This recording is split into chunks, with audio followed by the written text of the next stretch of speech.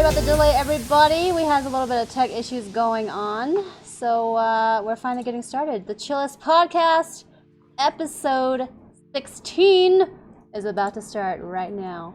Here we go. And we're live. Holy crap. Hello, but welcome to the Chillest podcast, everyone. Thank you guys for being patient and bearing with us. My webcam wasn't working for some reason. Just tech issues. But we're at it now. This is episode 16, guys. The title and topic for tonight is Defining Success on Twitch. And we have 5 lovely other team members joining me tonight for this particular discussion. And we're going to go introduce ourselves in a second here. But if you guys don't know who we are the Chillest. We are a stream team on Twitch revolving around positivity, welcoming communities, good vibes, things like that, and just high quality content and production overall. Just very welcoming, similar outlooks on broadcasting. And a lot of us are really good friends as well, so a lot of you probably know a lot of us. But in case you don't, we're going to do introductions here in a second. These podcasts happen once a month, and they usually cover topics on Twitch, on streaming, video games, things like that. And it's always really interesting stuff. We have a lot of good discussions. So without further ado, let's go ahead and start those introductions. We're going to go clockwise from the way you guys see us on stream. I don't know if you guys, if those of you have the stream pulled up any at all, but I'll direct you guys as we go. We're going to start out with Kira and her introduction. Hello, I'm Kira Corellia. I stream variety games as well as I do some Lego on my stream. I go buy some kits at the store and I put them together and we do song requests. It's a lot of fun. I've been streaming 2.5 years, and we have, just like Snowlit, a very wonderful and welcoming community. So if you'd like to stop by and say hello, we would love that. Thank you. Awesome. And then I would be next. So I'm Snowlit. I am a full-time variety broadcaster focusing on action/adventure RPGs and story-driven games in general. I usually stream every day but Sunday, and recently I've been on a Kingdom Hearts kick. I've been doing a lot of Kingdom Hearts recently. We're actually doing Birth by Sleep, which is what I was streaming earlier today. And I've also done stuff like, The Witcher 3 and Horizon Zero Dawn, lots of PS4 stuff recently. Bloodborne, Dark Souls, that sort of thing. And I love winter, I love turtles, and I love snowboarding. So that's me. Next is Tashnar. Okay, I'm the only British one here today, but I'm from England, and I do absolutely loads of creative. I do some gameplay as well, but as you can see, I have a lot of stuff that we make, so we have a lot of fun with that and teaching people how to as well. Very positive, very interactive, and hopefully keep people amused and make some cool stuff. Well, next would be Pulse Effects. Hi, I'm PulseFix. I do lots of mostly Pokemon speedruns, sometimes Zelda if I'm really feeling like, launching across canyons with trees and stuff. But if you want like nice positive vibes, lots of coffee, maybe a little bit of RNG, hype and chats, you're gonna stop on by. That coffee though. Next would be Official Daikon. All right. Hey guys, my name is Official Daikon. Go by Dai or Dai-chan. Our communities, we specialize in retro games. We play 15 consoles that span across 7 generations. We speak Japanese in our community as well, full positivity. So if you guys love retro games, make sure you come on by. We're currently doing a Dragon Quest marathon for the upcoming release of Dragon Quest 11, which is coming out on the PS4 and the 3DS. So we're playing through the whole entire series 1 through 9, excluding 10 because it's an MMO. So if you guys love retro games or Dragon Quest, come on by. Thank you. And then last but most definitely not least, Lady Adarissa. Hi, I am Lady Adarissa. I'm a full-time variety broadcaster. I stream every day except for Mondays, and I normally do a lot of similar to Snow story-driven RPG type stuff, but I recently fell off the MMORPG wagon, and I sort of dove headfirst back into MMORPGs with Elder Scrolls Online. So lately I've been doing a lot of Elder Scrolls, starting up a new series in about 2 weeks, so I'll be dividing my time between Elder Scrolls and either Wolfenstein or KOTOR. But I also do one creative stream a week, and we have a really interactive and positive community as well. Sounds good. So there you go. If at any point you want to get links to all of our channels, !podcast in chat, and be sure you follow all of us. We're not the only members on the team. We actually have 17 total members. So please do follow all of us. You're bound to find something you like and communities you enjoy because we're very similar across all of our podcasts. So that said, again, tonight's topic is defining success on Twitch. So it's a little bit less structured for tonight's topic.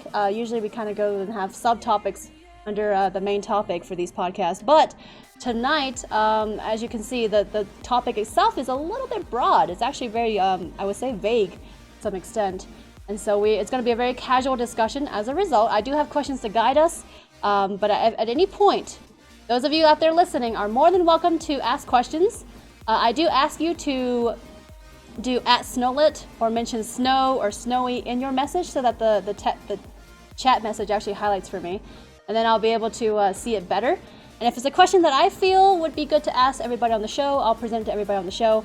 But that said, of course, all of us are watching the chat. So if you want to talk to your favorite broadcaster, you can definitely mention them. They're watching the chat, and they'll be able to type in chat and answer you as well. But yeah, don't be afraid to ask questions, especially if it's relevant to what we're discussing at hand. And yeah, that's really about it. So without further ado, let's go ahead and dive in to the questions we have. So to start out, the definition of success varies, and on Twitch, it can be difficult to measure. In a general sense, and without applying it specifically to you and your time on Twitch, how would you define success? I know this is a very kind of general, broad question, but Everyone's like,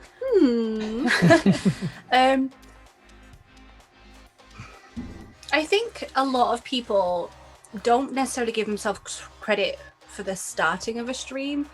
And I think that itself is a small start to success. And like continuing with it,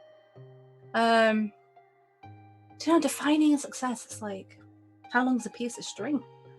But harder to answer. Yeah, I think it comes down a lot to, it's hard to define as a broad sense because it is something that is so subjective to each individual. So I think that makes it kind of hard to define because for some individuals, success on Twitch may be having a community to hang out and play games with after work or something. And for other people, success means, actually building a business and living off of streaming. So it really, I kind of feel like depends on the individual and their idea of success. But yeah, generally, I guess success is defined by whatever works for you, however that may be.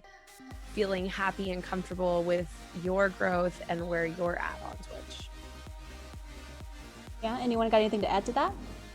Yeah, not just growth, but I guess it depends on like if you're able to do the things that you love. I think that can also count as a success. Some people get success by not necessarily doing the things that they enjoy or love, or that's their ultimate passion, but being like having a dream job per se. You're still working, but you are doing something that, makes you ultimately happy. And that could be a success as well, because there's a lot of people that do, I guess, either working or maybe streaming for maybe the wrong reasons. And it's not their true calling. But when they find that true calling, like, hey, I get to play whatever, I get to do whatever the things I love to do and still be able to, let's say, grow on Twitch and make a difference on Twitch, I think that could be also considered a success as well. So it is a very broad term, and it is relative to that individual for sure. Anyone have anything else to add? Yeah, we're good. Cool. Well then, specific to you then, to each of you, how do you define your own success? I think for me personally, if chat's active, if I'm happy, if everyone else is happy, I think that's a pretty successful thing for me personally. I think setting the goals a little bit too high maybe is not exactly my style. So I think just having a good day. Yeah, I think all of us have really positive communities, and I think that is great and a great success. But I think for me, when someone comes and tells me that they've started creative because of me, or they've done something because I've inspired them to do it, it like blows my mind. And I feel like that is something that's really important. Like that we're here with people and that they've chosen to spend their time with us, and that feels like a success every day, that they choose to come and spend it, but then also inspiring things. That's awesome. It's really weird. I definitely agree with that. Yeah. Yeah, I like what Paul said about like having a good day, because I think that that's something like it's easy to think about, well, not necessarily easy, but it's normal to think about like success in a long-term perspective, or like, you know, like a financial perspective or things like that. But I like the idea, and I do try and do that, about breaking success down to a day-by-day basis. So even if you know, maybe like one day my numbers were a little bit rougher than another day or something like that, did we still have great laughs? Did we still have great conversations? Were epic stream memes made? Were clips that were just like off the walls crazy made, and stuff like that? Like, still a successful day in its own way. Like, there's little ways that I can kind of pull from each day and say like, okay, all right, not everything was perfect about today, but I was still successful because all this great stuff still happened. Totally agree. I wish I thought that way. I mean, for me, my channel, I measure success by a series of goals, and it's always changing. You know, when I started my channel, my goal was 1,000 followers, and I got that. And then the goal was 10,000 followers. Then the goal was getting partnered, and then full-time streaming. And here I am at full-time streaming. And it's hard when I don't meet my goals to say, well, at least today was a successful stream. You know, I streamed, people enjoyed it. I had an okay time. It was a success, but I tend to really get hung up if I'm not meeting like my overall goals, you know. Oh, I didn't get 500 subscribers, so this wasn't successful. It's not to say that, you know, 500 subscribers should be every streamer's goal, but for me, you know, if I don't hit that goal, it's hard for me to take those other things into account and say, well, I mean, at least I was successful at that other stuff. And it's not like that stuff doesn't matter, because it absolutely does, but it's I just get really hung up on the big successes. So it's hard to count the little ones. Yeah, I can kind of relate to that. But the thing is, though, I think like even those of us that are, I guess, bigger in channel size also still suffer from a lot of that. What you mentioned, Kira, of feeling like, you know, there are days that you just don't get the kind of, I guess, hard like numbers that you're seeing, right? That kind of you feel define success, and so you're more harder on yourself as a result, because you're like, you know, what did I do wrong, or like, you know, is there something I didn't do right today? Could I have done something better? You know, it's difficult, and I think it's really hard to really, as awesome as it is to be like, hey, did I have a good day? But you know, you can't ignore, especially if you're a full-time streamer, you can't ignore those numbers. Those numbers really do matter when it's your only source of income. And so I can definitely relate to that. But I do agree with a lot of what's been said.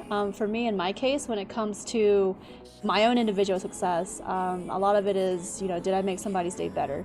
And there are usually people that come in, they're always like, you know, I'm having a down day, but I came here for positivity, or I came here for hugs and good vibes and to hang out and chill. And when I see people say that, I'm thinking, awesome. So my goal then would be to make their day better, even if it's by like 2%. Because for me, that's the, I guess, if we had to have different levels of success, that would be the top like success for me.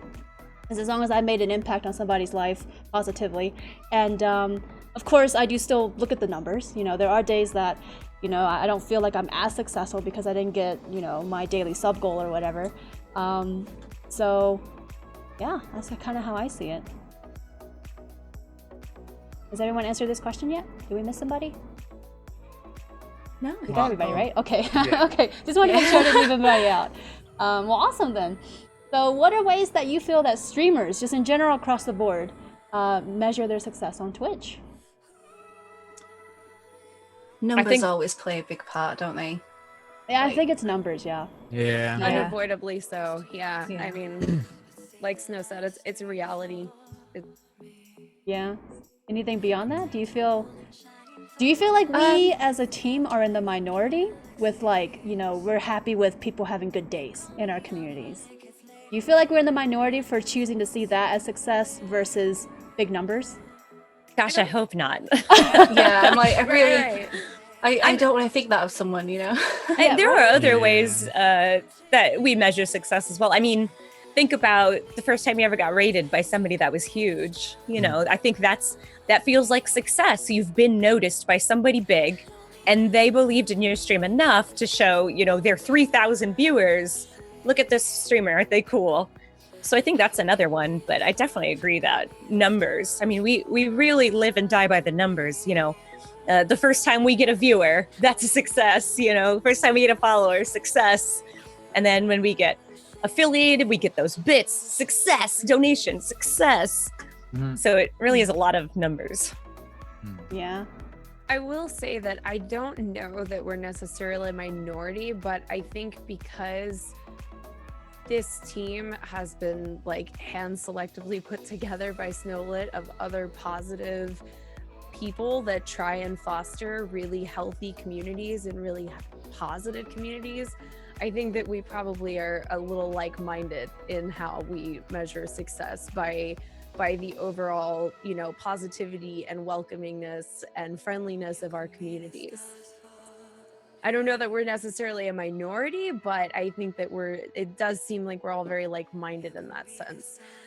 In general, I think that there's a lot of people that probably, you know, like we've said, numbers are something that we all have to pay attention to. But I think there's a lot of people out there, myself included, that do consider having, you know, a positive and friendly community a success in of itself.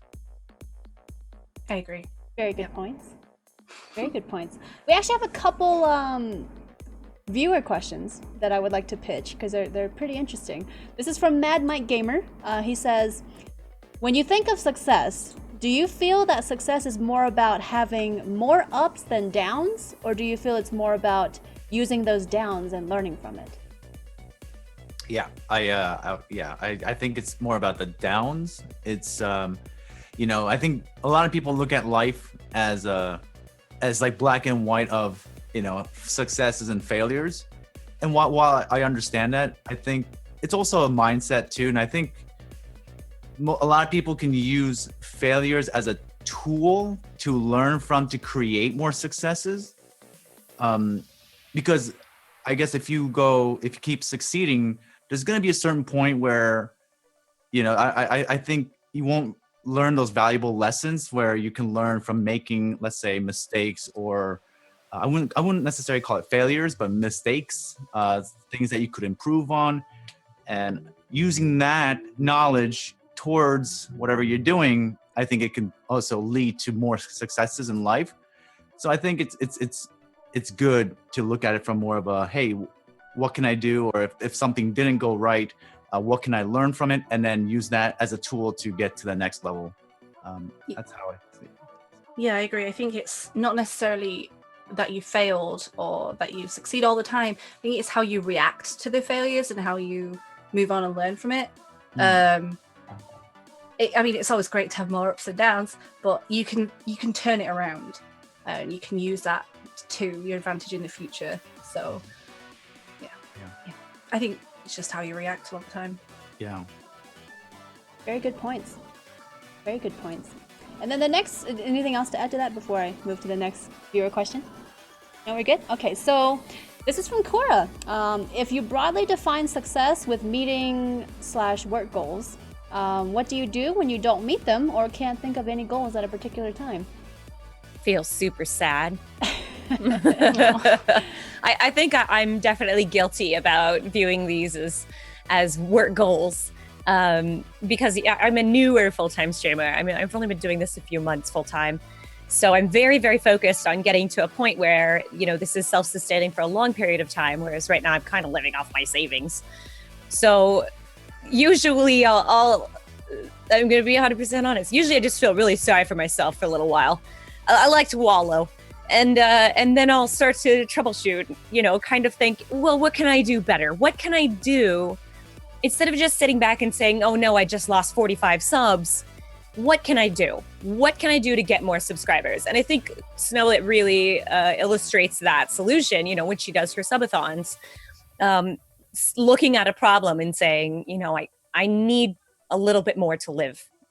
this way to be a full-time streamer. What can I do? Well, here we go. I can do a subathon. So I think it's really important, as you all were just saying for the last question, to view these as learning opportunities. So I feel sorry for myself, and then I find a solution. That's the Very important nice, part, right? finding that solution or doing something about it, right? Right. So, anything else to add to that?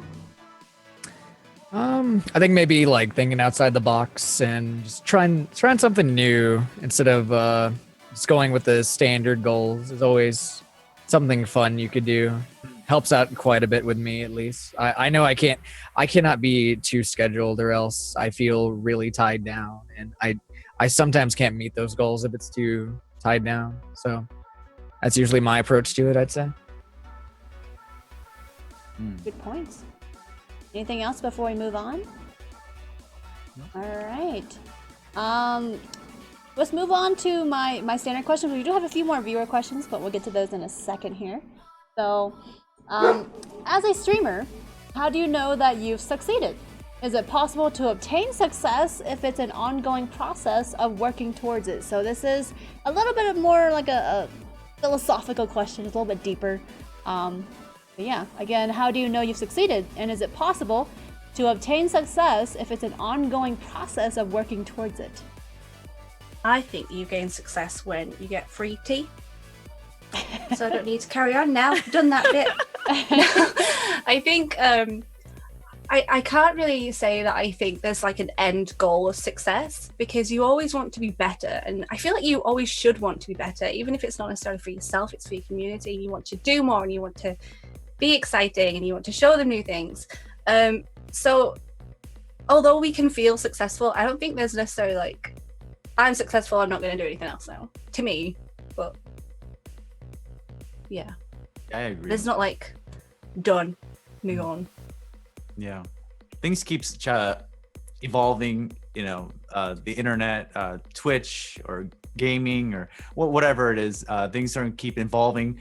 So even though you might be successful at one point, things are going to keep evolving. And I guess if you need to kind of keep up with it as well. So yeah, it is an ongoing process. So yeah, definitely can't just be, I guess, feel successful and just kind of stay there, and that's make it like an end goal thing, and that's it, I'm done. Always got to keep improving and going with the flow of time, I guess. Yeah. Yeah, very Yeah, good point there. Oh, go on. Oh, sorry. I think that, yeah, success is something that it's not like a milestone that you hit and then you're there and you can like nap or something after that. Like, it's sort of this like ever evolving and ever changing thing that you have to chase, and not necessarily to make that like sound negative, like you have to chase it, but you do have to evolve with it, and you have to you have to try and see how you can innovate, and how you can continue to grow and to build, not necessarily growth as in numbers, but even just like personal growth, Right. And grow and build on the success that you have. Because if you don't continue to evolve the success that you have, then it will stagnate, and that usually results in going the opposite direction, away from more success. Very good points. I think it's definitely important to note that here success is not necessarily an end goal, because some people I think do feel that way, that they maybe, if they're looking in, they don't realize how it's like to be a streamer. They look and see like a bigger streamer and they're like, oh, they're getting subs every day, they have like 500 concurrent viewers all the time, and they've made it, they're successful, and they assume that the streamer doesn't have to work anymore, right? That it's just all coming in, pouring into their lap, easy peasy. And it's not necessarily like that at all levels, all sizes of channels, and whether you're partnered or not even. And so I feel like that's something that a lot of people need to keep in mind. That it's just like with partnership as well. We've discussed it in the past, how like people think that partnership might be the end goal. They're going to get partnership, it's done, that means they've made it, and they're going to get rich. Not quite. That's usually where it starts, right? So it's definitely really important to note that success on Twitch, if you see other streamers out there and you see, they seem to have it good, quote unquote, and that they have like a ton of subscribers and they have a ton of viewers and a ton of followers that are always getting noticed by Twitch and blah, blah, blah. It's not necessarily something that's easy for them, right? And they do have to continually work hard at it. That is something good to keep in mind. Really good points made there. So anything else to add before we move on to the next question? Very good stuff. So then, do you use any of the dashboard tools provided by Twitch to help measure your success? And if so, what specific features do you find the most useful? If not, what would help make you use such tools if you don't use those tools right now? I just used the the username / dashboard, the Twitch default dashboard. I do check numbers from time to time, but I feel like this is a very dynamic environment that we are in, like similar to sales. You're gonna have your different seasons, like if it's like school time of the year where kids are in school, or finals, or summertime where people are on vacation and stuff. I think there's gonna be those ups and downs. So I can't really look at every month and say, hey, I'm not growing, or I'm not, I think there's a season for everything. There's a time where you really work hard and grow, and I feel like the numbers will grow with it. But I also feel like it's also important to have like the winter, or where it's cool, where it does dip a little bit. But I guess it's a little tougher because I guess we look at numbers from, let's say, a month-to-month basis rather than like a whole year. So what I try to do is I try to look at it from more of a year perspective and see how much I've grown over the past year. Because I've noticed myself, if I look month to month, and if certain times of the year is higher than others, I feel like maybe I didn't do something right. But it's like a whole year, right? It's a whole thing that's the most important. So yeah, I use that as a tool, and I use that to check my numbers as a whole, and maybe sometimes a little more detailed numbers, but overall I try to look at it as a whole year number for me. Yeah, I use the dashboard a little bit, but I usually use that more for like who's watching VODs and how long, and the uploads, which are pretty new. I've got a couple of those up, and see how people want to watch content. I also use third-party software so that I can see I don't check it all the time, but sometimes I go in and I can see like I've got 10 new viewers and I've retained 2. How can I improve myself so that new people still feel welcome and want to come back? So yeah, I use third party. I use the stats page on the dashboard. I think they've just updated the dashboard, and I'm not sure on it yet. I haven't seen it fully functioning yet. I want a bit more data there. I think it's quite interesting when we do third-party software. They have quite a lot of information, so they can cover like how many people were hosted, what you were doing that day, and being able to see all of that in a nice, easy, accessible thing, and how many chatters versus viewers they were. I don't know. I just find that really interesting. So I do check it when I've had a really good day and when I've had a mediocre day, numbers-wise, not like success-wise. So I think it is important to keep an eye on it and sort of think, well, this isn't working for me.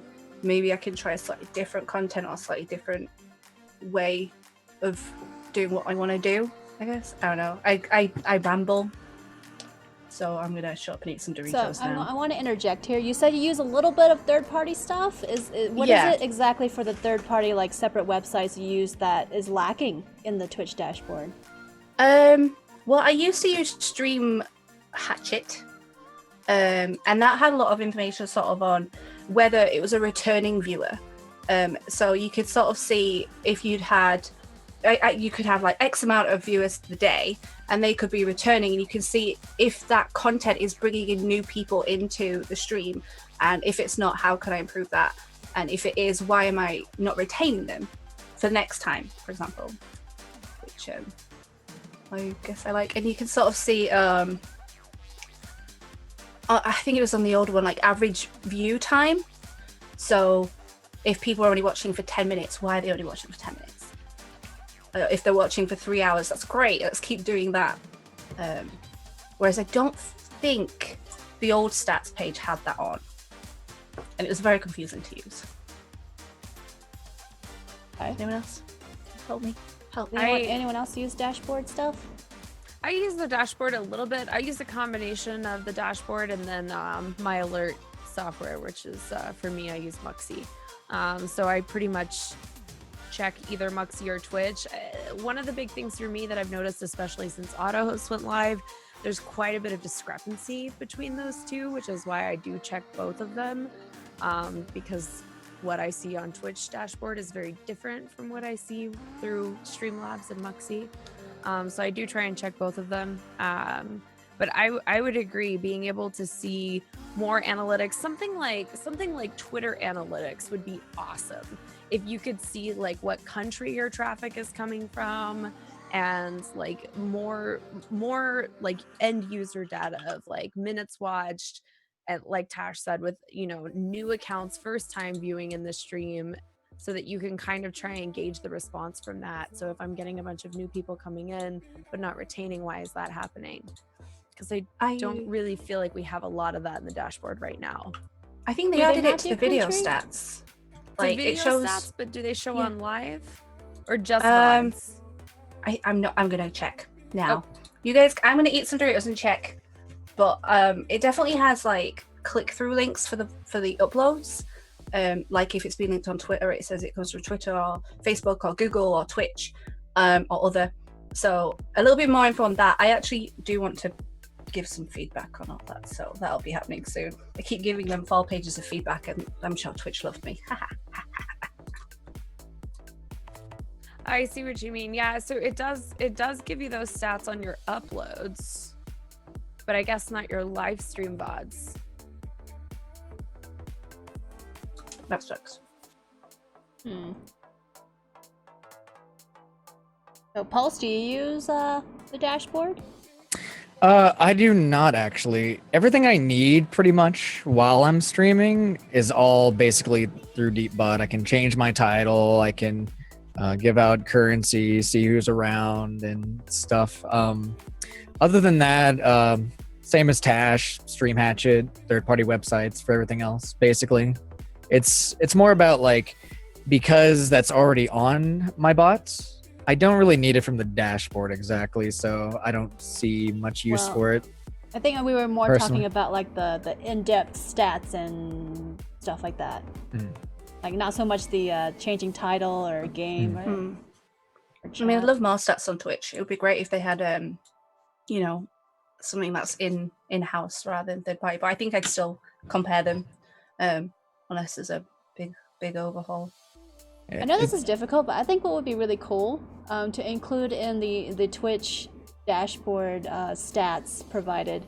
I know it's really hard to do, but just like your age demographic of the people that watch your stream. I know it's hard because not everybody's going to be honest, right, necessarily, but just to know the general age range of the people that are watching, because it always varies so much for so many people, and you want to know where the majority age range is, for your community. I've always wondered about that, but I know it's a lot harder maybe to implement. I'm not sure because, a lot of people make accounts and don't necessarily want to go through and input things like how old they are and things like that, right? So it's really hard to do, I think, but if there's some way to somehow do it in the future, that would be amazing, in my opinion. I think most other sites that do have that information pull it from Google, like their Google Plus profile most of the time, which It's a little creeper, huh? Yeah, it is a bit like, I don't know. I understand that, yeah. But I think knowing like where people are watching from a bit more as well, in like numbers form, so you can see, especially then you can change your time zone, see if it fits a little bit better for some people. Like if everyone in the US watches and 2 UK people watch, I'm going to stream later at night. So yeah, I agree. Country of origin would be fantastic. Like just alone that analytic that you get with so many other third-party or other social media websites would be phenomenal to have. I want to say, I don't know if this was on the Twitch dashboard, if it was a third-party website, but I want to say I saw something like the top like 4 or 5 countries it used to list. Did it not? Shows it on. I think it shows it on uploads. Am I totally ignorant about the new dashboard? No, I mean, no, trust me, I haven't gone as in depth into it as I would like either. For me personally, the only thing I use the stats dashboard is my revenue tab. That's the only thing I look at. Specifically it does for show each it on one. the. But otherwise, yeah, it does show It does that, show right? it on. It shows on the upload like where they're from, where the traffic has come from, and how they're watching, like web or Android or iOS. Smallest one is iOS. But- So. Okay. And like average minutes watched and total minutes watched as well, which is good. So having all of that available on like a live stream would be really good. Yeah, Yeah. so I think it shows that for your uploads, and it will show it for your VODs, but it doesn't give you any like statistical graph. You basically would have to go to every VOD and get that data from what I'm seeing. Oh, so like an aggregate data would be awesome. Yeah, so like every VOD, every upload, you would have to go gather that information. There's no large statistical graph of like average countries over a period of time or average viewer age range over a period of time type thing. Good point. One thing that I would really love to see, not necessarily as a stat, and I hope this isn't off topic, but I think it's really important towards streamer statistics, is whenever you unsubscribe from a channel, you have an option to leave a reason. And I'm sure that sometimes those could probably be less than ideal to see, but it would be kind of nice if broadcasters could get some form of like drop down analytics of like what drop down box did people choose for why they unsubscribed. Was it financial? Was it, you know, other broadcasters they would prefer to switch their subs around? Like, because I rotate subs sometimes, so I get that. But having that feedback would be awesome. I mean, it's being gathered anyway. Just goes nowhere at the minute, doesn't it? Right. It goes to Twitch, and it'd be great if broadcasters could get a portion of that information that, you know, sub counts are dropping because it's hard to remember to renew, or, you know, because of financial reasons. There was a discussion on Twitter quite recently about that. Did you see it? And basically, it doesn't even get looked at by Twitch necessarily. It just is somewhere over in the corner doing its own thing. So hire someone to check that stuff out and help us. Yeah, I agree. That's nice. I actually have a question here related to this from Ixar121 saying, do you guys think that these stats that we're talking about on the Twitch dashboard would have helped you when you first started out if they were more detailed at the beginning? Would you have used them earlier? You can get like bogged down in them a little bit, so it is important to remember like numbers are not everything. They're really not, but it's something like it's good to know. It's better to have more information, but don't cry yourself to sleep if, you know, 10 people don't resub because they don't enjoy your content, you know. Good point to make, because I think a lot of people, even when they start out, they get too obsessed and bogged down with numbers, and that ends up controlling their stream. Which I mean, it's something I feel that everybody struggles with, but especially if you're just starting out, I feel, right? I think it's good information, especially if you're trying to hash out like a solid schedule, and you know, testing out time zones and testing out like if you stream through the day, or if you stream at night, or if you stream really late night, and how that works for you. But I think that looking at it is like, I don't know, some days are quieter on Twitch. It's just one of those things. It's just like Tuesdays. What is with Tuesdays? Fridays. Like, Tuesdays are always Middle of the week is where I struggle. I don't know. Tuesdays are weird, but yeah. So I think it's important not to be like, Tuesdays are the worst day ever, so I should never stream on it. No, just like, yeah. It's good to have, but I think that you know, in response to the question about having those statistics early on, I think it's a little bit of both, because I have to admit that the first at least couple months that I was streaming, I was trying really hard not to look at numbers, because I was struggling a lot with feeling like I was so small and I was never gonna grow, and getting really like anxious and stressed about that. And so I sort of kind of just made myself not like obsess over views on a VOD, views on a video, views on a stream, and just build it and not think too much about it until I needed to think too much about it. So it wasn't until I'd already been streaming for a while and I had like more of like an intuitive feeling that I could make this work as a full-time career that I really started. I mean, that was my intention from the start, but it was almost like I just like intentionally pushed it out of my mind because I knew those early numbers were going to stress me out. And I knew that I wasn't really going, it's really hard to get accurate metrics from a small data pool too.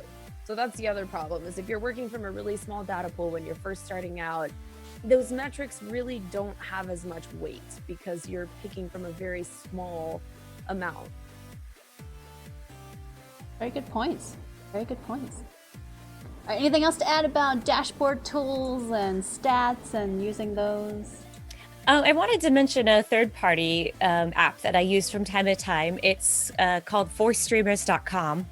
And it is in beta right now, and it's not very pretty, but it is kind of interesting. It gives you statistics not only about your own channel, but about other channels too. For example, one of the first ones it gives is the channels that my audience watches. And of course, mine is number one. But then it's very interesting to see like what else people watch in addition to my channel. I mean, for example, like the next one on my list is Co-Carnage. A lot of my audience enjoys Co-Carnage's stream. So it's pretty interesting. I don't think it necessarily impacts what I do on my stream, but if I were thinking like, oh, maybe I should do a co-stream with somebody coming up soon. I mean, Co-Carnage is going to do it. Co-stream with me. But, you know, I could look at this list and say, okay, most of my audience enjoys Snowlit. Maybe she wants to do a stream with me, you know, and it could be a good tool for me to plan future events for my stream. There's some really interesting statistics in here too, like the games my audience watches and the time of the day that they watch my stream. So it's very, very interesting, the kinds of things you can learn from statistics if you're brave enough to delve in. Sometimes I'm not. Sometimes I'll see the numbers and say, nope, not today. I didn't even break triple digit viewers today. I can't deal with this. No, thank you. So it's helpful when you're feeling brave enough to look at the information. Yeah, I'm signing up right now. Don't mind me. I believe that Muxi has a similar comparison one. I did see it recently when we talk about creative, and you can kind of compare people sort of on your level, I guess, and their statistics versus yours over a month. I can't remember where it is though, so don't ask me. But yeah, I'm signing up for that now. It's good. Cheers. Well, for me, I guess I haven't really answered the question. So when it comes to the dashboard tools, I want to use more of the, you know, knowing how many viewers watched from when over a certain amount of time, etc. But I actually don't use those like at all, and I don't know if it would help me if I did, especially being a full-time streamer. Whenever I stream, I don't have my dashboard pulled up. I have it minimized, but I don't have it pulled up, so I never see my concurrent viewers or anything like that. Nor do I see like how many clips have been generated during the stream or any of that stuff. So I don't know. I feel like, I guess if I were struggling a lot more, I mean, I'm not doing very well per se, but I guess if I was really just like struggling, like scraping the bottom of the bucket over a span of a few weeks, then I would probably give more attention to that. I'm not saying that I'm like making it big bucks or anything, but it's just one of those, I don't know why I've never used the stats, and I kind of want to, but I don't know where to start, I guess. And it feels like when you sit down, you have all these numbers and graphs in front of you, and you kind of don't know how to make the most efficient use of it. At least that's how I feel. And that's why, that's a partial discouragement to me as to why I haven't done anything with the dashboard stats. Like I said, the only thing I look at is my revenue, just to check and kind of see what to expect for my next Twitch payout. And that's really it. And I don't know if you guys have advice for where to begin with analyzing your performance over a time period. Where did you guys begin with that? I think I looked at again, more schedule. Because my schedule's so wonky.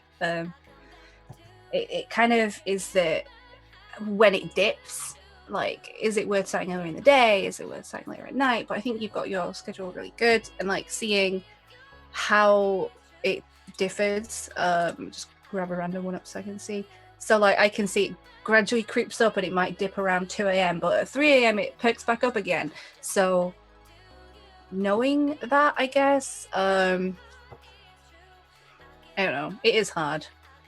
Sometimes I just look at it and I'm like, I don't know. I'm just gonna carry on, be fine. And I think Okay. it definitely helps too to address the question of, is my audience interested in this specific game or this specific Mhm. activity? Because you might have been playing Fallout 4, and then you switch to a different game for the day, and you can see, how much of my audience have I lost, or how much audience have I gained based on this change that I made. So you'd be able to compare those 2 days. And I feel like that's pretty basic, but I feel that it's very important as well, because not every game is going to appeal to every community. Very good points. Maybe one day I'll tackle it. We'll see what happens. So moving along then to our next question. When it comes to measuring success on Twitch, one of the most common pitfalls that streamers make is comparing themselves to other streamers. What is your advice on this? And is there any benefit whatsoever to comparing oneself to other streamers in terms of success? It's hard. You just gotta try not to. Yeah, It's so really difficult. hard. Yeah, because the only way to really give it a fair comparison is if, let's say, if you're comparing yourself to, I don't know, a big broadcaster or whatever, the variables would have to be the same, I guess. Like if let's say if you're comparing two subjects, they're not going to be exactly the same. So the outcome is going to be different based on whatever it may be. It's the games that you stream, the time that you stream, or the community that you have. There's so many variables, so it's kind of difficult to make a fair comparison. So like for my example, like I try to run a community that's both Japanese and English, and I do mostly retro, and for me, I wouldn't be able to have a streamer to compare with, so I mean, I have friends that have a Japanese and English mixed communities. I know people that do strictly retro, but it's so different, and I think everybody has something unique. So for me, I wouldn't be able to really compare myself to somebody, because then I've done it in the past, and I feel like, well, if they're doing successful, maybe I should do what they're doing, and it kind of throws the direction off of what I'm supposed to be doing, rather than because I'm here now because of what I've done, or the people I've got to know, and yeah, I've sometimes I do find myself seeing, oh wait, why is this person succeeding a little more, and then what can I do? But then it's like, it's not really a fair comparison. So Yeah. it's definitely tough, because I would never tell anybody to compare yourself to somebody, especially if you have something unique, unless you want to become like everybody else and do the same game that everybody else is doing and try to come up with the same exact thing. But then you're not unique anymore. You're not you anymore. But even then, it's still you, because you have your own personality that, let's say, a caster A or B does not have, or does not possess. So yeah, I would tell anybody not to compare yourself, because you always have something unique to offer that somebody else will not have. And I think it's really important to take a step back from that situation as well. If you're comparing yourself and you're feeling less than because the other person has higher viewer numbers or higher subscriber numbers, and you just can't find it within yourself to get over it and be happy for that person, then I think sometimes the answer is just to take a step back and stay away. And I'm not saying don't support your friends, but sometimes we all need a little me time. And sometimes that means, don't go to the stream for a little while, give it a week or something, and then see how you feel about the situation. And then you can come back and be supportive. And maybe then, it won't sting so much. I think obviously you should always try to keep in mind what you've achieved and be proud of yourself for how far you've come. But I think it's natural for us to look at what other people have and feel envious. And sometimes the only way around that is to be somewhere else. I think again, what Di said, like, try not to compare yourself because everyone's different. What might work for my good friend Kay will not work for me because we're just completely different people. And trying to emulate somebody else is just gonna dampen you more in the short and long term, because you can't keep it forever. You can't pretend to be someone forever, in my opinion. Well, that's just maybe because I'm a bad actress, but you know. I think comparing yourself a bit can be good because it can then push you to try new things and to try improve your content more, and maybe try something you might not have but still feels true to you, as long as you know in yourself what you want to do and you don't just think, oh, I should be exactly like Snowlit because Snowlit has XYZ and I don't. That's not gonna work for me because I'm doing creative, Snowlit's doing Horizon. You know, it's not, nobody's the same. That's a good point, though. Inspiring yourself by watching somebody else succeed, and I mean, of course, that's going to be a mindset issue, issue, because it depends on how you look at somebody's success. You can be happy about them, and maybe might light something within to make yourself improve and maybe evolve, or you might take it the other way, whatever else way that may be. But yeah, you're right. Obviously, if someone succeeds, you can definitely learn from their success, what they're doing right, and then maybe incorporate some of that into your own cast and see how that could work for you. It may or may not work, The only way to find out is to try. So, have you guys ever fallen into any? Sorry, I just wanted to ask this one quick. Yeah, have you guys ever fallen into kind of the pitfall of like, why is this such and such streamer A, able to get this milestone of a goal in this amount of time, whereas it's taking me this long to even get remotely close to that? You guys ever done something like that? Absolutely. Yeah. I had that yesterday. Yeah. I feel like that's something that a lot of us, like, we don't necessarily like to think that way, but we do. And it ends up making you wonder. Unfortunately, you go down that route of what's wrong with me as a broadcaster, right? Or you think, why am I not appealing enough to accomplish XYZ in X amount of time, like this broadcaster did, right? It's. I think it's something that a lot of streamers face, partner or not. It's. Yeah. And I was wondering if you guys had thoughts on that in particular. I think, like, we can have these thoughts, but I think it's important that, I mean, I'm talking for myself, I'm talking for everyone here. I think it's important that we know that it's not personal, I guess. It's not like we shouldn't dislike them because of it. Although we might feel sad, we do want to feel happy for our friend, getting that success. But we know enough to not be like, person A got this, did it on Twitter. Person A goes, where did I have it? So I think having those feelings isn't, I mean, it's sad, but it's not necessarily like it doesn't make us bad people. It just makes us human people. But knowing to not go on Twitter, it makes us good people. I think what Kira said about if you get into that mindset, step away kind of thing is really important, because to me, if that happens, and it does happen because it's a natural thing, and it's not a good thing, and it's something that I'm sure none of us are proud of, but it happens and it's kind of unavoidable.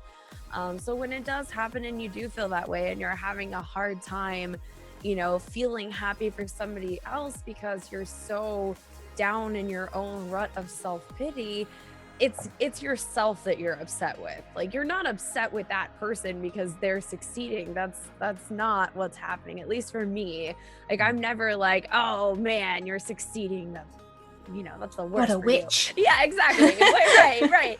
I'm mad at myself, and I'm disappointed in myself, and I'm insecure with myself, and that's feeding into like a negative thought pattern that I don't really feel that way, and that's not me. But because I'm stressed out and because I'm feeling insecure or worried about my own stuff, it's sort of, bleeding out that way. And you don't want to be toxic, and you don't want that to come off to the other person or to people in general. So it's kind of a time to say like, well, this is when I need to step back and look at what I'm doing and what I can improve and how I can fix things, because nobody is responsible for my success but me. Mhm. So if things aren't going the way I want them to, that's on me. That's a very good point. Because I think a then- lot of people just they're looking for something or someone to blame, right? And in the end, it's difficult, you know, to not be down on yourself, you know, to see so and so succeeding in areas that you're not, right? And to feel like, you know, that you're just not good enough, right? And a lot of us face that at different points in our streaming careers, and no matter what channel size, no matter if you're partnered or not, a lot of us face that. And it's I think it's a type of, I guess, insecurity that isn't necessarily bad. It is what makes us human. You know, it's for not just with streaming. A lot of things, like in all aspects of life, are like that.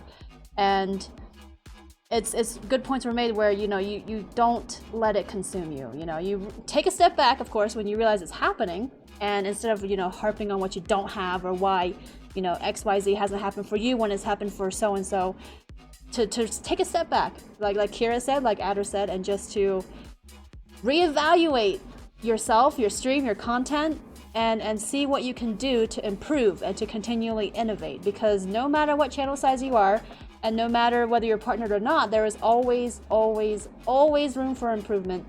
And you know, that it's just never ending. So And that comes back to how you react to your failures versus successes, isn't it? Like, it's how you like grow from that feeling or that failure or not getting that goal in X amount of time. Yeah. For me, I think it's Oh, go ahead. Go ahead. I was gonna say I think it's better to take inspiration rather than comparison overall, because with comparison you're just putting against each other, but with inspiration you're taking from each other and growing. Yeah, I agree with that, and also, like, sometimes just because somebody's, let's say, succeeding, doesn't necessarily mean you have to really reevaluate yourself. Sometimes when you're in that mindset of, let's say, you're in that negativity mindset, sometimes, you know, you look at what's missing in your life rather than appreciating what you actually have. And that wouldn't be fair for, let's say, the community that is there or has been there supporting. So for me, like, as a retro variety caster, you know, you guys know I've been on the Chillest for almost 2 years. You guys know that I've been suggested to try to expand my horizons of playing games and to get partnered, you know, to raise numbers and whatnot. And in the meantime, I've seen other, let's say, Chillest members get partnered and whatnot. And, you know, I did have that thought process of, oh, maybe retro's not the way to go. And I've had those mindsets during that time, but then I realized it's people are here because I do retro variety or because I have this community. So sometimes that became the inspiration for me. Is like, you know what, these people are here and they're here because of what I do. So I ended up that you know, lit something in me and kept doing what I kept doing. And I still, to this day, I still focus on retro, and people still come by. So, you know, it could be one of those things where that, let's say, that one person that is successful was there at the right place at the right time. You know, though there are casters out there that, let's say, they start and they were at whatever game or that's popular, or they knew somebody and they got rated by a big caster or something to light it up, or whatever it may be. I feel like some people are there at the right place at the right time, like a lottery winner per se. Obviously you can't, I don't know, because let's say if somebody's successful, I can't really question or reflect on my cast and say what I can improve. Rather, sometimes it's good to look at what you have and appreciate them, because if it wasn't for them, you wouldn't be here now. Kind of mentality. Does that make sense? It does, yeah. It's important to, like, still want to be successful and grow more and stuff, but like in success as well, of not forgetting the people that helped you get there and still wanting to I don't know what you mean though. Yeah. Words are hard. I wanted to go back to what Snowlit said about making sure that you're continually improving your stream. And one of the tools that I always urge people to use is your VODs. Go back and watch your streams. And look at ways that you can improve your stream. Yeah. Look at the things that you enjoyed about it and make sure you continue to do those. Watch the chat and see when people responded to what you're doing on the stream. You know, if there's something on the stream that you notice that's annoying, try to cut it out. You know, for example, some people say the word like a lot. If you notice you say like or ah or something like that, try to focus on cutting that out. You know, you can always improve your streams, and part of success is becoming the best streamer you can be, having the best stream that you can have. And part of that is wanting to improve. And I know a lot of people say, you know, oh, I'm uncomfortable watching me on camera, or oh, I hate the sound of my voice. Get over it. If you want to be a good streamer, get over it. Go watch your stream and get better. What I find interesting is I sometimes find myself watching my own VODs for a good long while. I'm pretty entertaining. Okay, I'm the opposite, and I'm the one that Kira was just telling to go do it, because I am so uncomfortable watching my own VODs. That was one of my biggest holdups with video editing, other than just being a complete potato at editing in general, was that it was really hard for me to watch my own streams and not just be like, oh, why did you say that? Why do you always say that? I still get that. No, it's right. That's great advice. And yeah, I mean, that's definitely something that's very beneficial. And I feel like I for sure could benefit from if I could get past the whole, like, the sound of my own voice it is a weird feeling. Annoying and weird.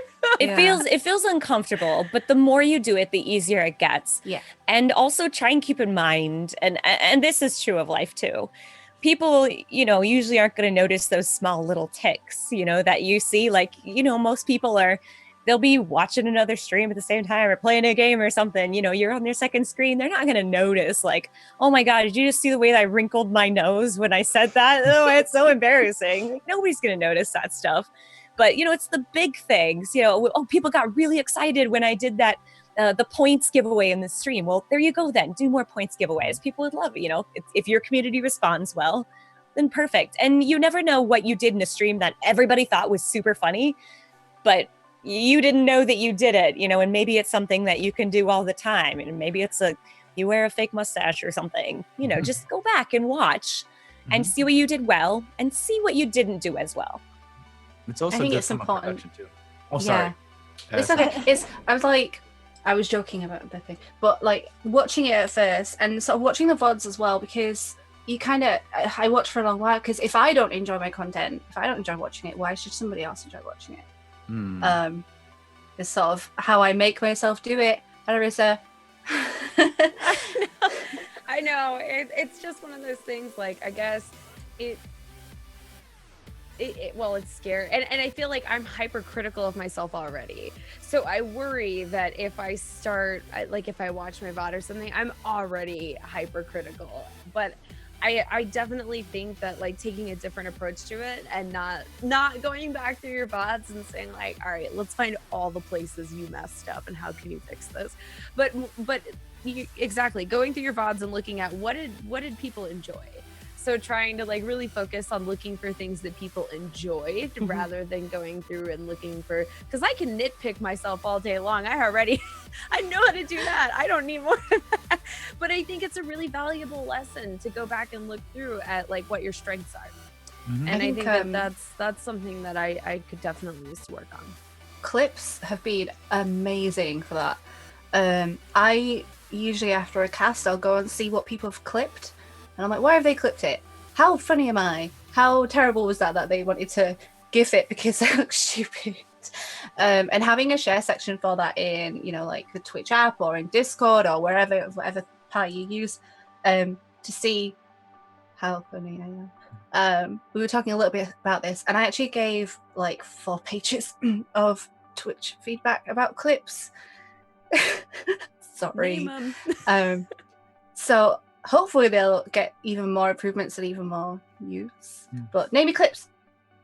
Yeah, well, it's also the point that like people clip for a certain reason. And so as a broadcaster, you can see all the clips made from your channel, and that helps you highlight points that you feel may be of interest. Like if there's a particularly funny moment or your cat invaded your stream, which happens a lot to me now, by the way.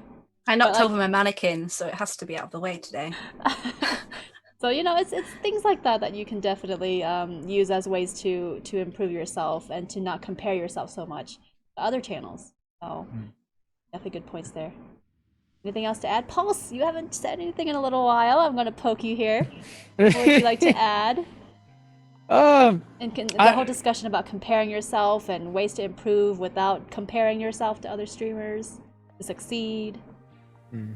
Like I don't know. I feel so many good points right now. It's hard to just get in there, you know. It's like I have to really agree. Just inspiration. Don't compare. I don't know. I'm having a hard time adding, to be honest. I'm just like, yeah, yeah. Sounds good. Sounds good. I just want to make sure.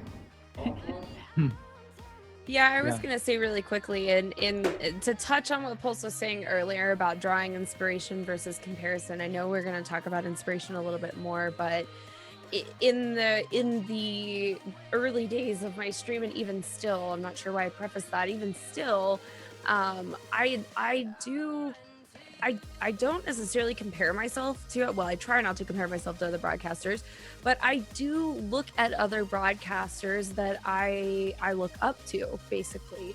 Broadcasters that I feel are an example of not necessarily, I want to be exactly like that, because like we've talked about, you know, comparing doesn't work. You cannot compare yourself to somebody. And one thing that I think is important to note is that there are millions of people broadcasting on Twitch. And so if you work to be exactly like somebody else, then why does anybody have any reason to watch you if you're just like somebody else on Twitch?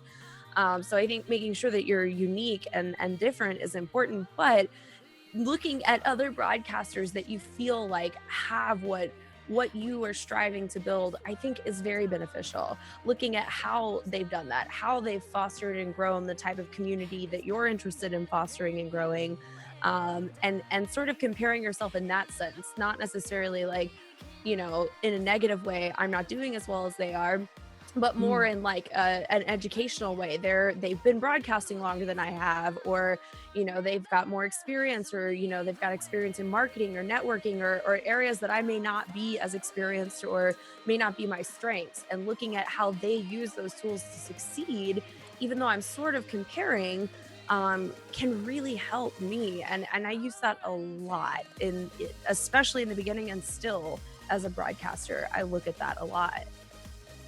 Yeah, really good point, especially because you know, we're talking about the negative aspect of comparing yourself to other streamers, right? There could be a good point. There could be a positive point to comparing yourself, and as Adder mentioned, making it educational. Not necessarily, I mean, we're going to talk about inspiration versus imitation later, but the idea of using other streamers and seeing what they're doing that works for them, and innovating in a way, taking those ideas and elements of those ideas and innovating in a way that helps you further grow and get closer towards, you know, your version of success. Definitely a really good point there, for sure. Anything else to add before we... Yes. You should watch your own. I've always been watching my own VODs because of not only like, yeah, you know, listening to yourself and type of games you play or what you've done is funny is great, but at the same time, it's also good to look from a production point of view. How does your voice sound? I feel like when you're broadcasting, like we were talking about, not everybody's, let's say, watching the stream per se, but they could be lurking, listening, and what have you. So I feel that audio production is very important. So that could mean by, let's say, well, if you scream, did you scream to the point where, you know, the microphone was feeding back, or maybe you can adjust the sound, or you can adjust the microphone placement so you can hear yourself better, or maybe compared to the game sound and stuff like that. And I think I always watch my VODs for one of those reasons. And it's also good to watch your VODs as if you are you are a viewer watching yourself. Yeah. And see how you would feel if you went to your broadcast and watched as a viewer. Definitely. That's one of the. Good points, good points. All right, so this is where we're going to take our mid-stream, mid-podcast 5-minute break. We've implemented this semi-recently in our past couple episodes, so we are going to take a 5 to 6 minute break. You guys feel free, those of you watching and listening, feel free to take a break as well and come back in about 5 minutes, and we're going to continue the discussions. We still have quite a few questions to go through, and yeah, we'll see you guys again very soon then. Good. Never felt the way that I feel tonight. You've got me feeling like this moment's so right. You take me to that special kind of place. And now I'm dancing like I'm losing my mind. Your touch sends shivers down my spine. You make me feel I'm living in a dream. You got me going crazy.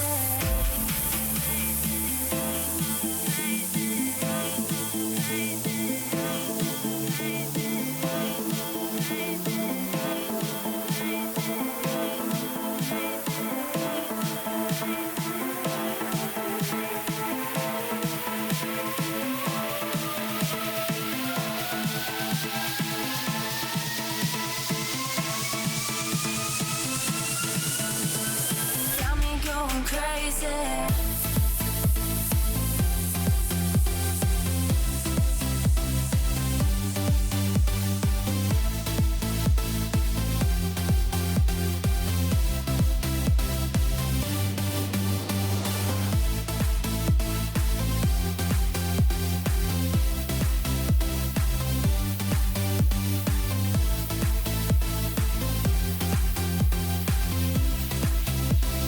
Got me going crazy.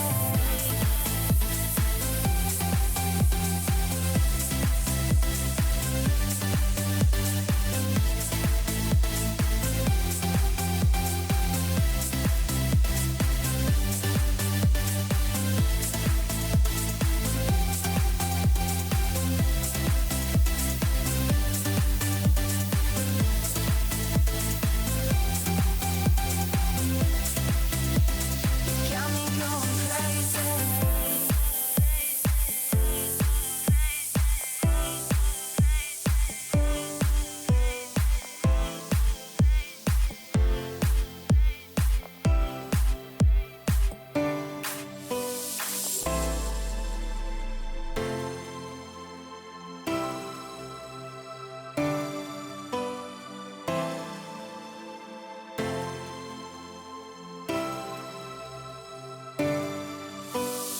I've never felt the way that I feel tonight. You've got me feeling like this moment's so right.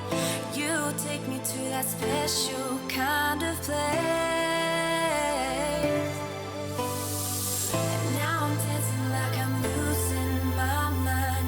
Your touch sends shivers down my spine. You make me feel I'm living in a dream. You got me going crazy.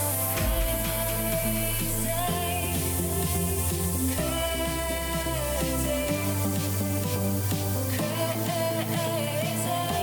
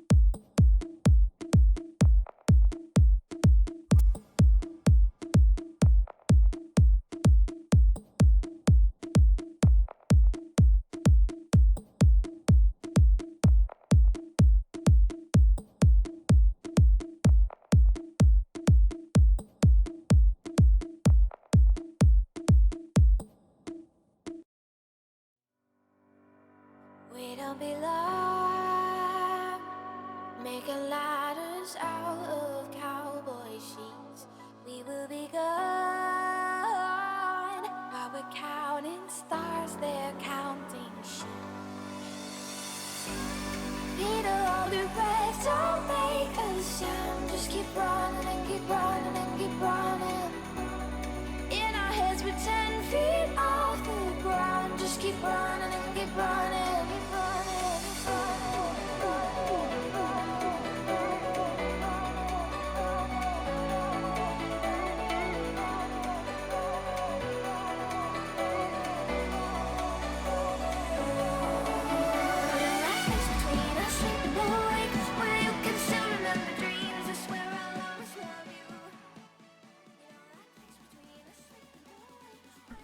All right, time to get the show back on. And we're back, everybody. Oh, 1 second. I gotta unmute everybody. Here we go. All right, so we are back. Thank you guys for being patient and taking a break with us. So we left off on discussing comparing yourself to other streamers and what you can do to avoid doing that in a negative way. And now we're gonna move on then to kind of on a related note for the next question. So the next question is, when streamers see something that works and is successful for other streamers, there is the temptation to imitate or copy it. What is your advice for streamers in regards to this? And what should streamers keep in mind? Essentially, imitation versus inspiration. Who wants to go? Don't. You guys are fighting for the chance to answer. I don't want to. I keep going first. I'm going to wait this time. I would maybe say don't be afraid to experiment. Like me, for example, I watch Ven pretty much every single day, and one of the biggest phrases I see him say is, "I'm fat." And so I sort of took that and made it into my own thing. I kind of feel like every time like something weird happens, I'm like, oh, I need coffee. So sort of evolve it, make it your own, see what you can do with it. I think almost all of us at one point or another have imitated another streamer. And I don't think that there's anything wrong with that. I mean, even if you, okay, for a very specific example, I think at one point or another, we've all had sub goals or follower goals or donation tickers on our screen. And we didn't come up with those ideas. Somebody else did, and we stole them. And I don't think there's anything wrong with that. However, don't be afraid to be inspired and think, well, what would be even better than a donation ticker? What if I did credits at the end of my stream and it listed then all the donation messages I got that day? Don't be afraid to take it a step further, because you've already seen that thing that you enjoyed. Other people have seen it too. So maybe try to make it your own and make it something even cooler. So when people see it on your stream, they'll be like, oh my God, that was amazing. Yeah, I think like using ideas and making it your own, but don't try be someone else. I mean, this is, when I watch someone and I can, I know them well enough and I can tell they're trying to act like somebody else to try grow in a certain way. I'm like, oh, it feels weird. Just be normal. And I mean, it works for some people. Some people have like an online personality, and that is what they do all the time.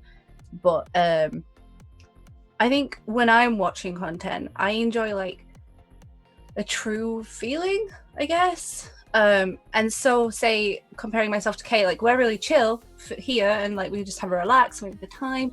If I tried to imitate Kay, hers is super hype and it's all go and it's and I'm like, whoa, I'm tired. I just want to lie down. And so using some ideas and trying to make them your own is good, but just actively trying to just copy someone else, it's kind of obvious and it doesn't always work. Well, I think that's the key in the distinction between like imitation versus inspiration. And I think to sort of touch on what Kira said, some of that is unavoidable. I mean, I have a sub goal.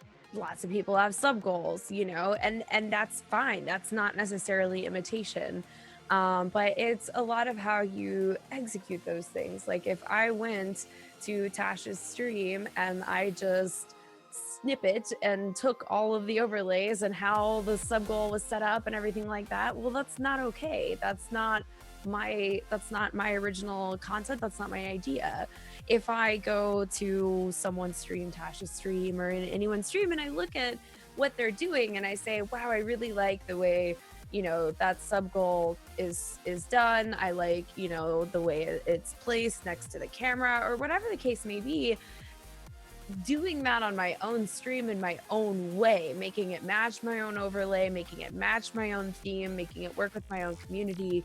I feel like those are the types of things that are acceptable to the point where, I mean, they're so prevalent, it's almost unavoidable. Like at some point, statistically, you're just going to have similarities to other broadcasters, and there's nothing you can do about that.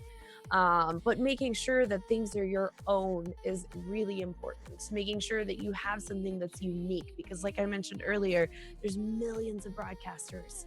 So if you make your stream exactly like another one of those millions of broadcasters, why would anybody have a reason to watch you over someone else? Yeah, something you mentioned that I do want to point out that is important is, you know, some imitation will happen here and there. And inspiration is definitely, being inspired is what you want to do, but also there is a huge difference between both of those concepts and then straight up theft. I have had to deal with people stealing my brand assets multiple times, and that's not cool. So don't do that. Definitely don't do that. There are ways, like if you really like, you know, the way a certain overlay looks, or if you like the way you know, somebody's panels are done on their channel page, you know, don't straight up just steal it. That's not cool, and you will probably get in trouble for that. But you know, there are ways again to draw inspiration from it, to make it, like Ada was saying, make it your own. Definitely do not steal. Just flat out do not steal. Nobody likes thieves, and the people being stolen from really don't like it either. Trust me. So I just want to point that out, because it's happened to me more than once, unfortunately. Well, and I think Very naughty. Yeah, and I think a lot of people don't realize too, and for whatever reason, it's not necessarily made aware to everybody, or people aren't all aware, that stealing copywritten type items and actual art assets from broadcasters and stuff like that, that's more than just like, you're a jerk. I mean, you're putting your channel liable at that point. You're putting your channel liable. I mean, there's actual repercussions for that, both legal and within Twitch. So it's more than just like, you did a really crappy thing. And it affects how you interact with you as well. Like obviously we share our stories, and if I saw one of those people and they wanted to sort of connect with me, I'd be like, no, get out of here. And I think that is definitely something like inspiration, not copy pasta. For sure. So how would you, I guess general advice then, how would you go about resisting that urge to copy or imitate? I just don't do it. Or just don't do it, yeah. Like for instance, when I was looking at getting my emotes made, I love your emotes, Snowy. Aww. Like all of them, like, oh god, I want that. But Snowy's like thinking of ways you can have that idea but make it slightly new or different. You don't copy it and recolor it. No. And trying to, I don't know. So for instance, I haven't got it live, but blush emotes, let's take that. There's so many ways that you can make it personalized to your stream rather than thinking, Snowy's got a cute blush emote, I want it. I made mine a perla bead, and he's adorable, and he's called Dave. So you can get inspired by something and still like the idea, but you haven't stolen that intellectual property. And that is an important distinction. I don't know if anybody else has anything like this, but I have a Word document of like inspiration. It's literally like an inspiration document. And whenever I'm watching somebody's channel and they do something really cool that I'm like, oh man, that I have an idea of how to do my own thing, but I was inspired by their idea. Sometimes I'll screenshot, sometimes I'll just take notes in it, but it's sort of just like this big document that I've built of really cool things that I've seen around Twitch or around social media that I'm like, oh man, I could do this, but with my own like stream theme in a different way, in an original way. And I just kind of like make notes along that so that when I go to like redo my overlays or commission artwork, I can look back at like my document of inspiration and see what I've liked and what I've seen that I've liked in other broadcasts, because that's valuable information. Yeah, that's what as Wari just said, take concept, not implementation, in essence. Mm-hmm. Yeah, Yes. it's a good way to phrase that. Yes. Anything else to add to this? Pulse, Kira? No? We're good? Okay then. Really good points there in general. I really like that discussion. Moving along then, what might be some things that affect one's success on Twitch that many streamers may not realize? I know we talked about things like your reputation gets affected if you steal, other streamers' brand assets and stuff like that. But beyond that, anything that streamers might not realize that do affect their success or their growth or... I think a lot of people, I feel like they should realize, but a lot of people don't, like how you conduct yourself on other platforms rather than just on Twitch. It really, like if I see someone being really sweet and lovely on Twitch and then I follow them on Twitter and they're being really offensive, I am not going to support that person, or vice versa. And it can affect working with companies, it can affect working with streamers, it can definitely affect viewership, and how they sort of see you. It can also sort of bleed in, so you might think that this is a completely separate part of your content, like Twitter, but it will come in. So making it well-rounded, I think, is a really good point.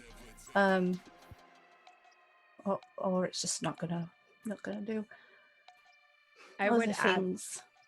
yeah, I would add to that in addition to social media, how you conduct yourself at conventions, because I've had that before where I've started to sort of like network with somebody, but their behavior at a convention or something like that kind of led me to steer away from that. I know that a lot of us like to have a good time at conventions and at things like the Twitch parties and stuff like that. There's often a lot of alcohol involved, and it's okay to cut loose and have a good time. But I personally feel like there's also a level of professionalism that should be maintained. And if you cut loose so bad that, I've seen that, and it definitely will steer me away from networking with somebody.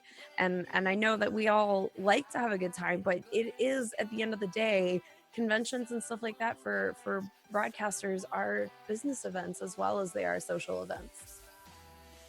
Very good points. I think also how we talk about other streamers. I've been in streams before where somebody will talk about the latest Twitch gossip, or they'll say, oh, well, that streamer, is on camera is like this, but off camera is like this. It's just like real life, it feels uncomfortable to be around a gossip in real life. And then on Twitch too, if you're talking about that kind of stuff in front of your viewers, not only is it unprofessional as a streamer, but it's just really off-putting as a person. I mean, I don't want to be around somebody that might possibly talk about me behind my back, so I'm not going to watch those kinds of streams either. I retweeted something today. It was about influencing, like how you react to somebody as well can have an impact. An influencer is a person or group that has the ability to influence the behavior or opinion of others. So how you act can impact how your viewers act. So if I said, Kira's a butt face and I hate her so much and blah, blah, blah, then that's got to get clipped. But like, what is in a way, I would see that as encouraging the viewers to then go say that to Kira or think the same thought process. I don't think that. I love you. Please don't be mad at me. They're not going to put that part in the clip. No. But I think a lot of people do forget that things that we say and do can have repercussions in other people's way, like how you react. Viewer does and says things. Like we do have an influence on people, and how we act has an impact. So we need to be aware of what the repercussions can be of that. Mm-hmm. Don't be a horrible person, I think. And in addition to that too, we talked earlier about stream quality, and that's very, very important for success as well. Unfortunately, people aren't gonna watch your stream if it's in like 240p and you sound like you're talking into a tin can, unless you're extremely funny or a very, very good gamer.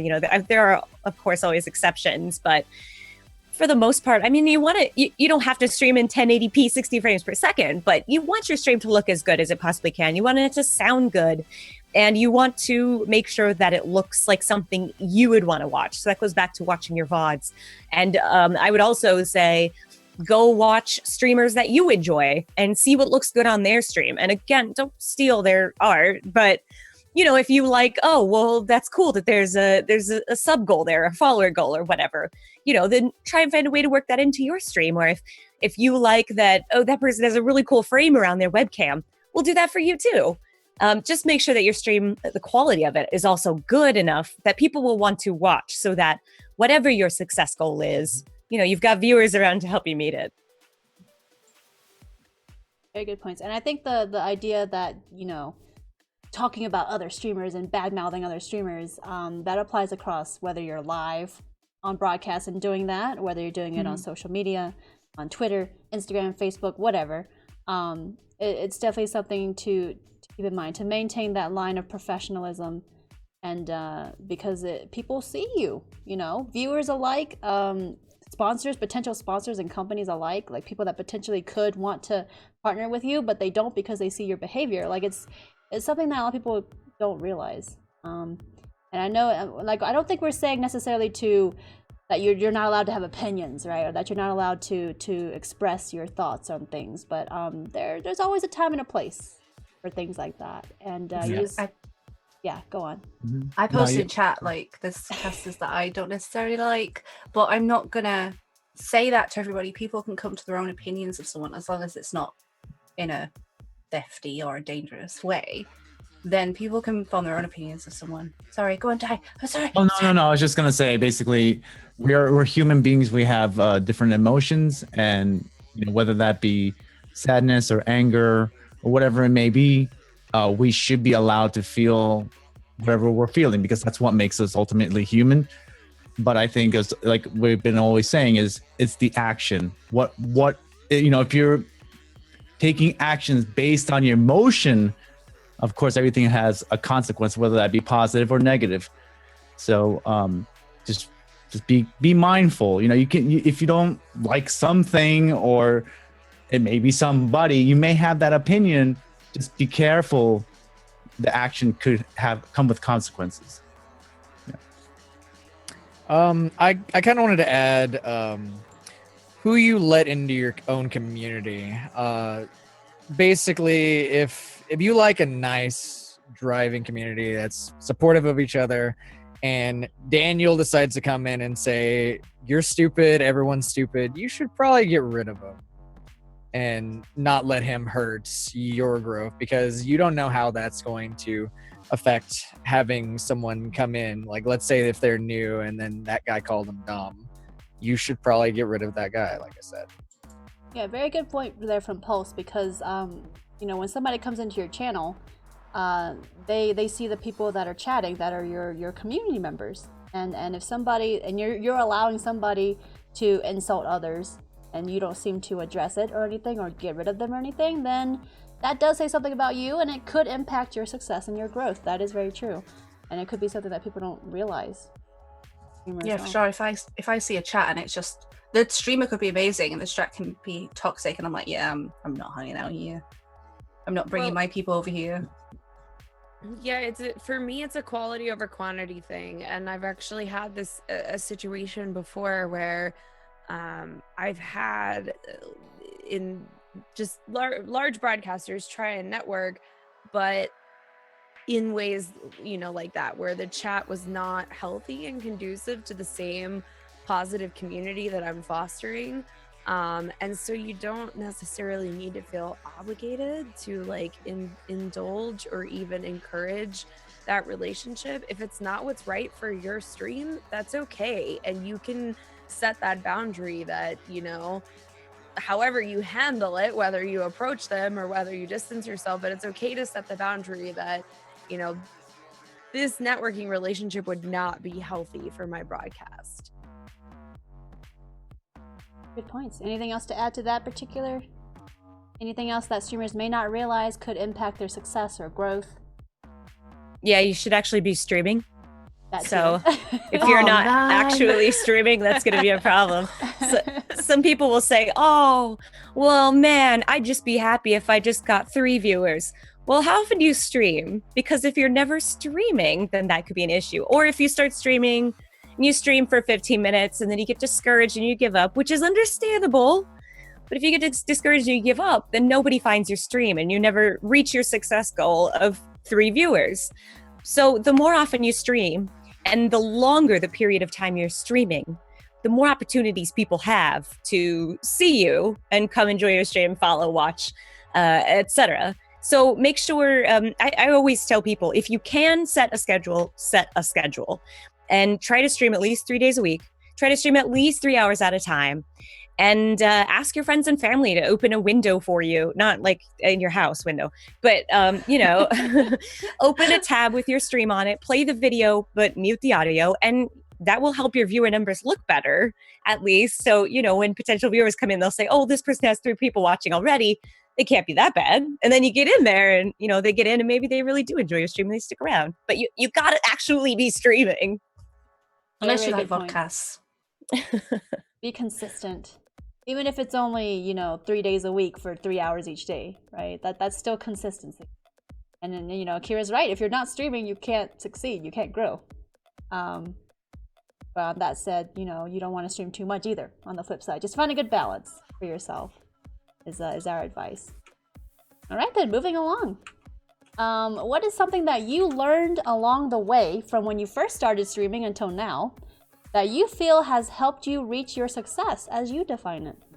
It's one piece of it's not just something, one piece of knowledge that you picked up along the way in your time streaming that you feel has really helped you in terms of formulating your success and accepting and things like that. I think being happy with what you do, like not necessarily being content with what you have already, but like making content that you genuinely enjoy.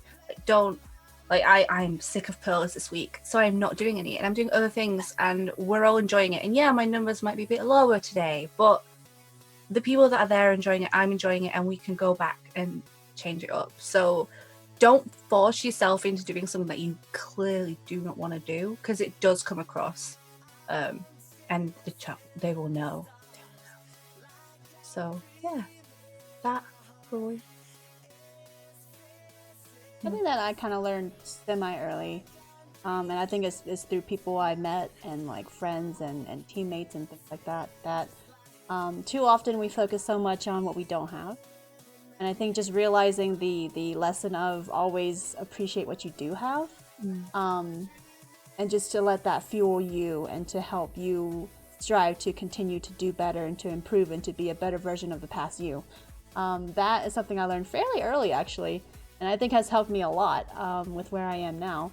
So I think that's because too often I think streamers focus on what they don't have, and they forget that the 5 viewers or 10 or how many ever average viewers you have, that's still 10 different people. You can't say like there's nobody watching me, right? Like, do those 10 people not matter, right? Yeah, so, I had someone say the other day, "Oh, there's only 23 people here, I might as well not." Well, it made the people that were there feel like, what's the point? He obviously doesn't care about us being here. And I was like, ugh, don't do that. So Yeah, I agree. Be happy with the people that are choosing to take their time out of their day. I'm sorry. No, you're fine. No, I It agree. really irked me. I'm really mad about it. I think that it can be hard to like, for me, I get a lot of energy for my streams from chat. So when there's less interaction or there's lulls, I have to find other ways to continue to foster that energy. And it can be a little bit harder, and that's not necessarily a bad thing. That's just something that I'm aware of. So I do try and find other ways of like continuing that high energy and that positivity. But I am aware and conscious of the fact that if there's more of a lull in conversation or something like that, it can be harder to like keep the momentum going.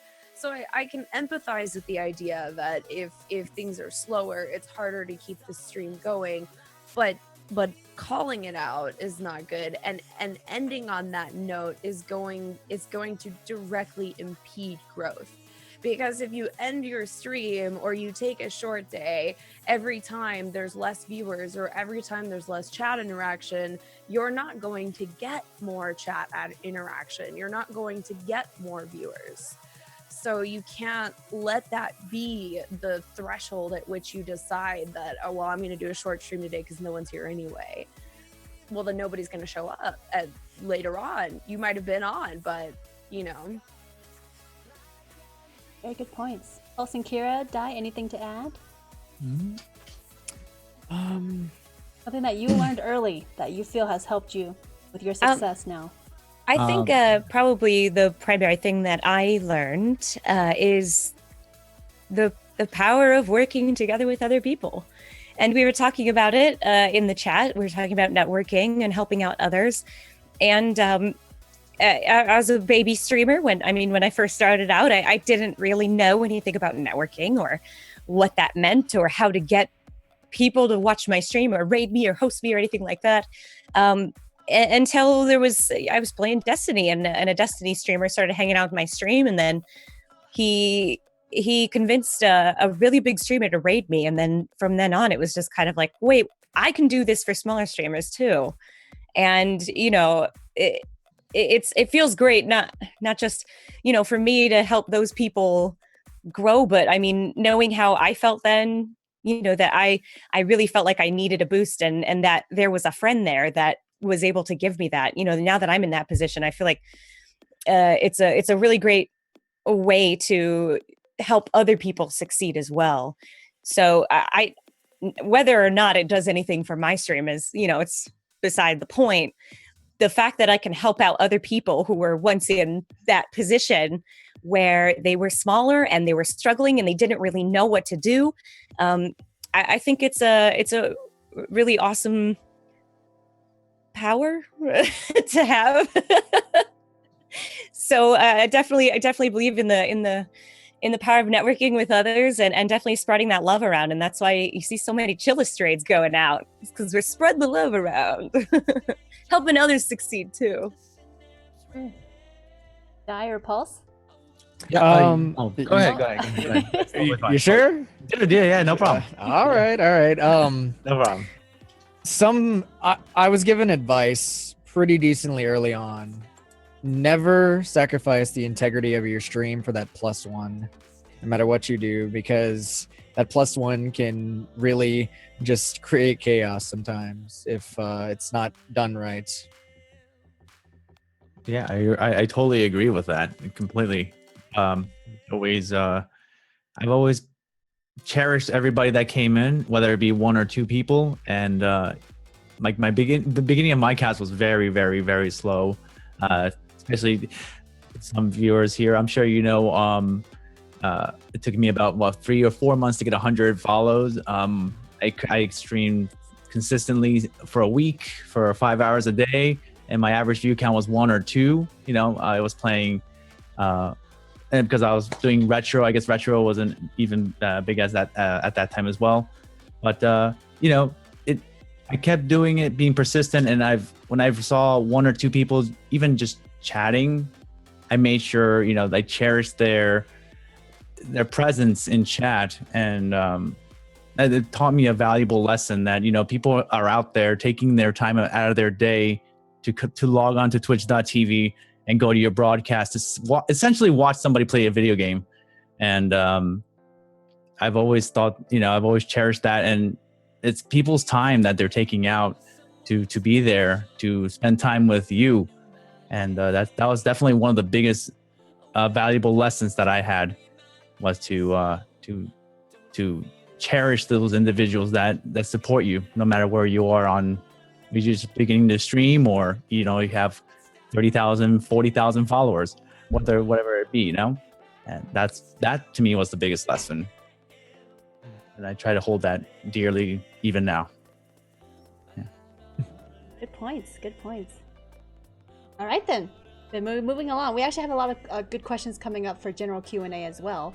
We'll get to those at the end. But moving along in our general questions then, on the flip side, does failure exist on Twitch? And how do you keep from seeing yourself and what you do as a failure?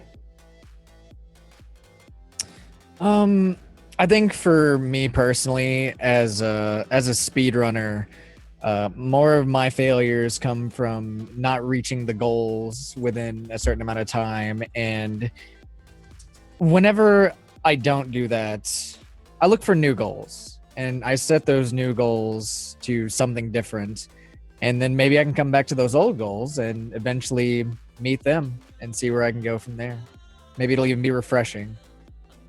I feel like mood is a lot of how I feel failures. Like if I'm miserable and, you know, it's a slow cast and I just feel bad and I can tell that my content isn't good because I'm in a grumpy mood, I feel like that is once you've ended the stream, I feel like that's when I feel failure. Like I've not improved somebody's day with this, I've not improved my day with this, and like I achieved nothing.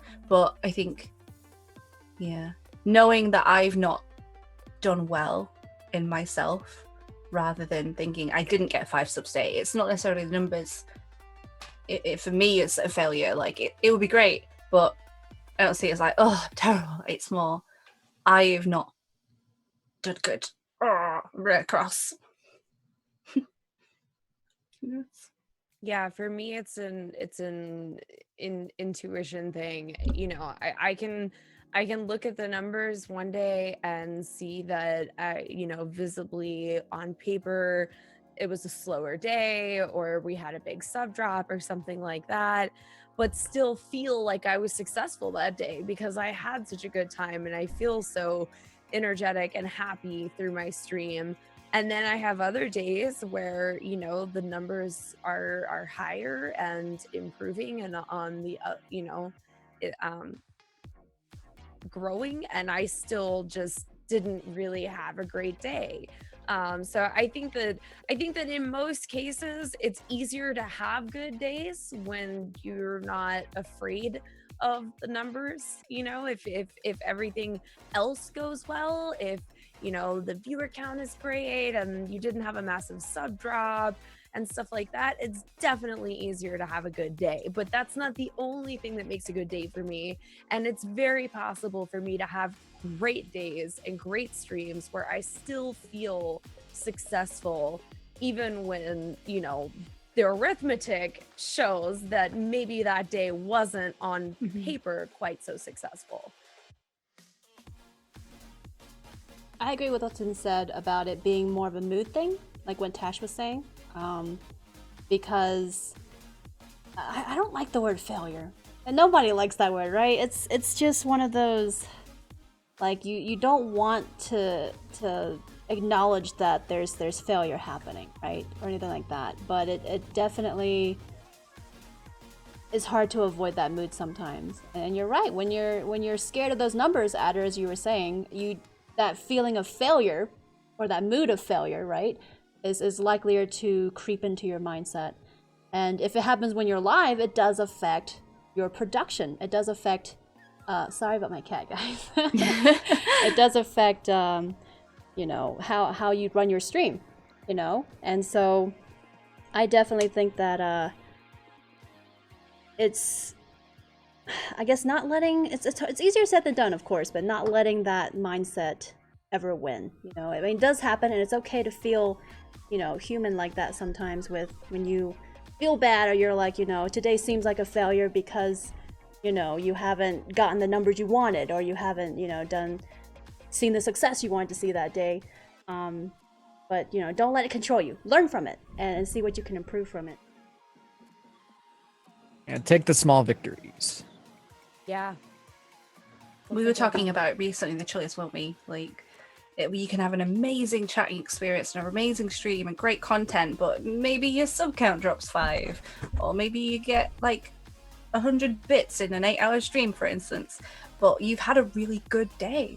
So it's sort of, as we spoke about how we define success, as you say, deciding which one to run with and how to move on and improve. And I think, as Snowy touched on and we said earlier, that I think it's important to look at those issues that you feel that you have in your stream and find ways to solve them. Instead of just saying, oh man, this sucks. I didn't get any followers at all this month. Well, decide what you can do to change that. You know, maybe that means working harder at networking. Maybe it means working harder at getting yourself out there at social media. Maybe it means doing a giveaway. There are many, many different ways that you can solve that problem, but you have to be willing to do the work. So, you know, if you're feeling like a failure, just try to get to the bottom of it. Why do you feel that way? And what can you do about it? Good points, good points. Anything else to add to this topic about failure before we move along? Sorry, cat difficulty. Okay then. Don't worry, my boyfriend's coming to feed her so she can stop talking. She'll run away then. Oh yeah, mysteriously. Oh, okay. So moving on then to this next question. I actually really like this question, and I really hope that you know, you guys are looking forward to answering it too. But do you ever feel like you need to do more to succeed? How do you keep from simply hopping onto the next hype bandwagon just for the sake of hype? Whether it's just for like the next newest game, or whether it's the pressure to do events like charity streams or subathons or, you know, long streams. Is there pressure to do certain things to succeed like everyone else? I think I'm more interested in, does anybody here not feel that pressure? I feel like we're always under pressure to you know, get higher sub counts, or, you know, get more donations, or you're not doing this full time yet. Why aren't you doing this full time? I feel like there's a lot of pressure, and some of that, I think a lot of that for me is internal. Like, I put that pressure on myself, but you know, sometimes that comes from Twitch chat too, not in a bad way, but you know, you'll have 6 people in one day come in and be like, oh, so are you a full-time streamer yet? No, I'm not. Are you a full-time streamer yet? No, I'm not. Are you a full-time streamer yet? No, can you please stop asking? I'm still not a full-time streamer. Well, you are now. Yeah, I am now. But you know, the more you partnership, yeah, people will, you know, partner yet. Shh. Right. Yes. The more you hear those things, the more it's like, no, stop. Like, it's a lot of pressure to keep, to push forward to it. I would honestly be interested. Do any of you guys not feel the pressure? We all feel pressure. All the pressure. Yeah. All the pressure. I hesitate because I don't want it to seem like I'm complaining about the interest that my community takes. So it's a tricky topic, right? Because you do have to answer the same questions a lot, and sometimes that can be very stressful. I get asked a lot why I don't do 24-hour streams anymore, or why I don't do them as much, because I used to do them all the time. Now they're like every couple months. And there's a little bit of like guilt that comes into that, because I feel like I'm sorry I'm not doing that anymore. And I know that that's something that people want. And so when I answer the question a lot, it can start to kind of weigh on me a little bit. And I sort of feel like I'm so sorry. And it starts to kind of pile up and make me feel a little bit guilty, but it's not anyone's fault. And I hesitate to mention that and even like, you know, address it, just because I don't want it to seem like the fact that people want me to stream more is I'm complaining about that, because at the end of the day, that's the greatest thing. I mean, that is one of the best things about how I define my success, is the fact that people want to watch me, the fact that people ask me to stream and ask me to stream more and when I'm going to stream. That's hugely complimentary. But there is a big element of pressure. If speaking candidly and honestly, there is a big element of pressure behind that, because you do have a life to live and you do have things to do offline, whether things you have to do or just things you want to do offline. It also feeds into the feeling of like, say partnership, we'll say, why aren't you partnered yet? You should be partnered. And then you sort of question yourself. It's like, why isn't that happening for me? And it's not necessarily they mean it in a bad way, but then you can turn the negative feelings in when you just could be not the right fit at that time. But you're sort of like, but why? Yeah, for sure. I definitely agree as well. Well, first off, before I go on, Di has to leave us pretty soon. I don't know if you want to chip in to answer this question before you head out. You guys make such good points. I mean, I don't know. It's hard to add because it's just so many good points. Yeah. You can just say you can't think of anything to say. Well, I mean, That's there is okay that too. pressure all the time, of course. I mean, you guys know I pushed for partner for 10 months. I mean, you guys seen it happen. There was that, of course, there was that pressure, especially if you tried to build that hype and there was nothing to show for it.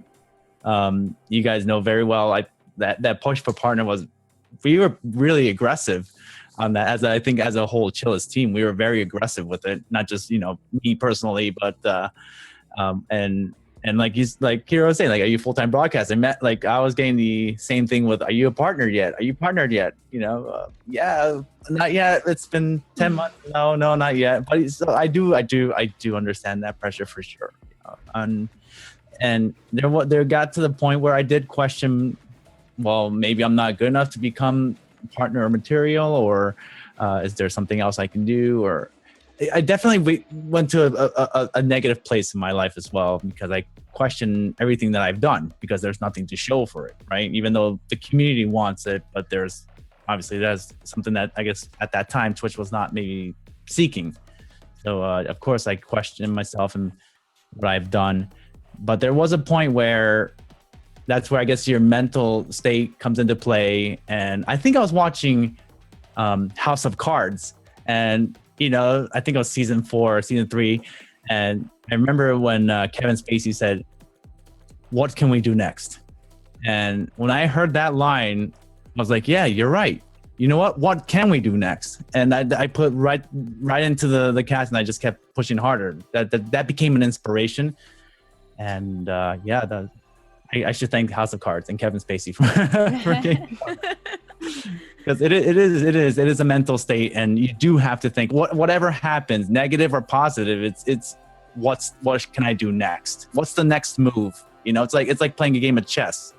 It's what's my next move, and there's always a chance that you can win, even though you might be behind on certain things at a certain time, but that one move that you choose to take could make a whole of a difference. It's like a domino effect, I guess. I like that. Good analogy. So before you head out, you want to do one last self-introduction, and then you can pop off as you need to. Oh, yes. Yeah. Well, first of all, thank you guys for having me. I know it's been a while since I've been on a podcast, and I would like to join more in the future. So thanks for having us. Having me. I don't know. I always say us, like as a community. But yeah, thanks for having us. Yes, my name is Official Daikon. You can call me Dai or Dai-chan. I do retro variety casting here on Twitch.tv. I think, me and Pulse, I think we're the main ones that do more retro as a main casting here. I do integrate Japanese into our cast, and just like everybody else on Twitch, on the Chillest, not just Twitch, but on the Chillest, we do promote positivity and love haiku in our chats. So make sure to stop by. And thanks for having me again. That's good. Thank you so much for joining us. Bye, Good discussion. Bye, Bye. Thank you, guys. Bye. Bye. Let's see. There we go. That awkward moment when you're like, how do I hang up the phone? Go back to the pressure thing. One of the things I feel pressure on is I can't necessarily do longer casts due to health issues with my joints and stuff. Like right now, my knees are killing me, but I don't want to get up and stretch because that's really awkward. So long casts for me are really difficult, and I don't want to go on and stream about it and be like, I can't do this, but I always do feel bad when people are like, oh, let's do 24 hours. I'm like, yeah, no, that's not happening. Longest I've ever done was just over 19, and I was like, John. And I feel like that's not necessarily a pressure from viewers, but a pressure almost from seeing it all the time and feeling like I can't do that. And like, that's great, other people do it, you do you, but I just physically cannot do that, and I often feel bad about it. So, well, I'm not that sorry. I don't think you should feel bad. I mean, I think 24-hour streams and longer can be hard for healthy people as well. And they make you more susceptible to illness. Mhm. You're talking for 24 hours, so you're losing your voice. You're low on sleep, so then you have to sleep and then you miss the next day's stream. So I think that, I mean, I know people love 24-hour streams, 48-hour streams, whatever. I think that they can be very detrimental, not just to your health, but also sometimes to a stream schedule. So I don't think it's a bad thing that you can't do 24-hour streams. I also can't do 24-hour streams, so I'm with you. It's just, I think that something that could be the norm for a lot of people, there is sort of latent pressure to do similar. Like some people feel like you have to do subathons. You don't have to do a subathon, but you always get asked why not. But I feel like keeping what's the word I'm looking for? It's like determination in a certain way, but that's not the word. Momentum, maybe. No, it's like keeping like your ideals, I guess, and being consistent with them. Which, like, when I did a subathon, I was like, I'm saying the longest I'm saying is this, and if I need to go beforehand, I'm going. Like, sorry, but it's happening. So I feel like don't let pressure, whether it be put on by other people, like be put on by yourself, like impact you physically, mentally, and contently, which is 100% a word. Well, I also feel like that over time, especially just in general, across all of Twitch, you know, subathons and long marathon streams, streamathons, whatever you want to call them, have become more and more the norm almost. Like people, it's gotten to the point where, as you guys have mentioned, your viewers expect you to do it, and if you don't, they're kind of like, why? You know, because, and it sucks that it's kind of gotten to that kind of expectation, because not everybody can do them for health reasons, mental reasons, all of it. It's a very taxing thing to do subathons, to do long streams. And it's not for everybody, and that's okay. There are ways to succeed without doing things like that. But because so many people do it now, compared to like a year and a half ago or 2 years ago, you know, so many people do it now that it's become an expectation more so than something that streamers just optionally provide, right? It's not like there is not one road to number success, you know, and I feel like just because one road is the highway doesn't mean that there's not the back road, which is quicker. So just, yeah, I feel like being true to yourself and what you want to do. And yeah, I mean, I hate to bring it up, but that gent who was doing constant 24 hours and it was an extreme detriment to his health, don't do it. If you don't feel like you can, don't feel like you have to. Tell them it's short. Tell them like it's against TOS to pass out. I always do that. I'm like, it's against term service to pass out on stream, so I'm gonna go to bed now. Make a joke out of it, right? Yeah. I would say that at the beginning of the podcast we asked how do you define success, and I feel like this conversation has kind of led me to sort of formulate a better answer in regards to that, because speaking on behalf of that, on the fact that we can't all do subathons and marathon streams, you know, like I said, I was someone that used to do 24-hour streams every single weekend because I couldn't stream very much during the week. I was working full time. I felt like the best way for me to grow was if I just didn't sleep. on the weekends and streamed straight through the weekend, Saturday through Sunday. And it did work great for me. I mean, yes, cards on the table, it worked. I mean, I it really helped my channel grow. And because I was so limited to how much I could stream during the week, but I got sick. I got very sick and I was so burned out and I was so exhausted and it was so bad for me. And I don't do very many 24-hour streams now, or at least I try not to. And when I do them, they are harder on my body now than they ever were before. I mean, I have like days of recovery now, whereas before I used to do it all, even before I was streaming, I was the type of gamer that would just do that anyway. But to me, I think what I've had to come to realize, especially in the last couple months of accepting that I can't do marathon streams on a regular basis anymore, is that part of what my success is to me is being able to balance a healthy lifestyle and stream. And that's a big thing for me because I was doing really well at succeeding in the Twitch category of things, at least, you know, relative to my view of success, but I wasn't doing so great at managing my own life and keeping my own life on track and my own health successful while being successful on Twitch. And the last few months, I've really had to take a backseat and evaluate that. And I have streamed a lot less in the last 6 to 8 months as a result. I still stream full time and more than 40 hours a week, but in Twitch numbers, 40 hours a week isn't a lot. I mean, most streamers stream a lot more than 40 hours a week. And given the offline hours that we do in addition to stream hours, most of us are working like 60 to 80 hours a week average. So taking a step back from that and saying like, it's okay, my sub counts are gonna drop, my viewer counts are gonna drop, but I have to take care of myself and I have to find that balance. And that's what success has become defined for me now, is having success in both categories of my life, in Twitch and in my personal life, my personal health, and with my spouse. Very good points there. I think I have a bit of a different perspective from this.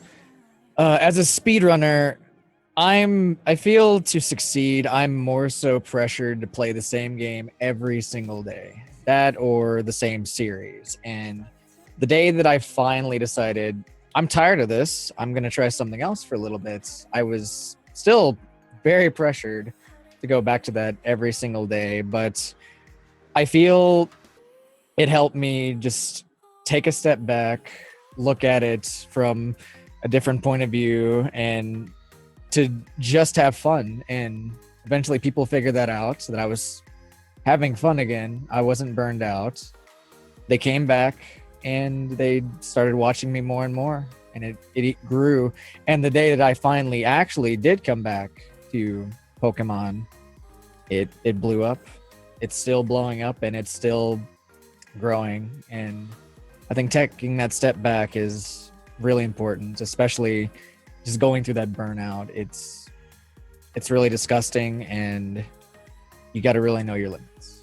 I can definitely relate to that from back when I used to stream Warframe, and that was like my only game I streamed, and I was always expected to it. And even now I still get people that come in, they're like, what happened to Warframe? And I'm like, I don't want to play it anymore, you know. So it's just it sucks that there's always that pressure, that expectation that people expect to see a certain game or to see a certain content.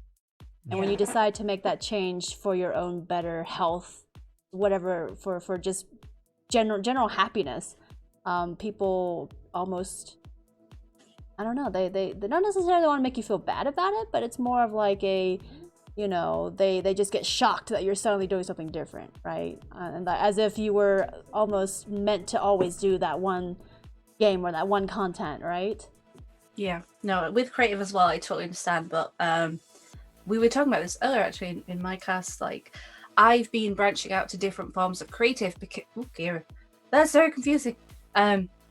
Because I just can't do pillars every single day. I'll turn into a pillar. I go to bed and I see squares. But I think it's really good that I can still do variety in creative.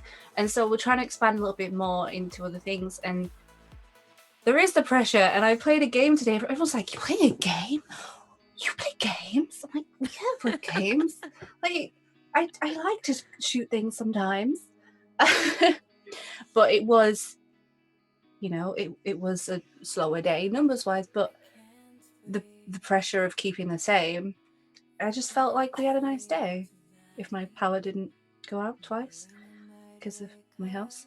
But god damn, it can get really stressful trying to feel like you have to do the same content all the time, and I feel very lucky and blessed that I can just, I'm like, I'm gonna do some sewing today, I'm gonna do some painting today, and I feel like the Chillest communities are generally very accepting of whatever we do, because a lot of people come for us to streamers. say stupid For us, stuff. yeah. Yeah, which is Well, nice. I also want to Yay. point out that I mean, for just in general, I've seen other streamers where they do that, where they decide, they've burned out on whatever content they're doing, whatever game they're doing, and they decide to switch, and unfortunately, they can't recover from it.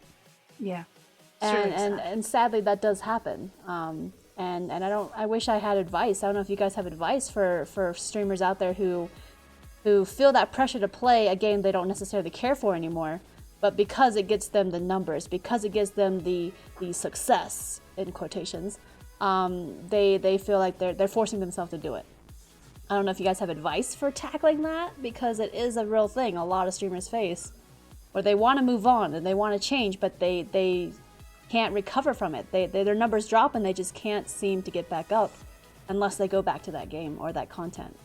I know we've spoken in the partner Discord about it a couple of times, and I think like the way I did it is I gradually introduced it, because I used to do gaming streams, so I did like a creative stream once a week, twice a week, and trying to sort of feed it in a little bit. Sometimes you just gotta rip that bandage off, but I do feel bad for those people that struggle with the change, and I totally understand feeling the pressure, but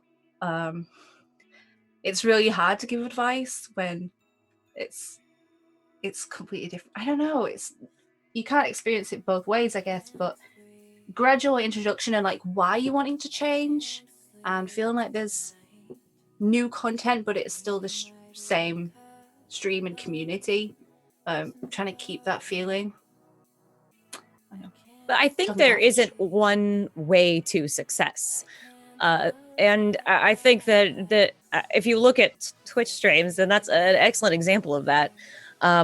You can become a huge streamer playing Undergrounds. You could be a huge streamer playing Destiny, et cetera, et cetera.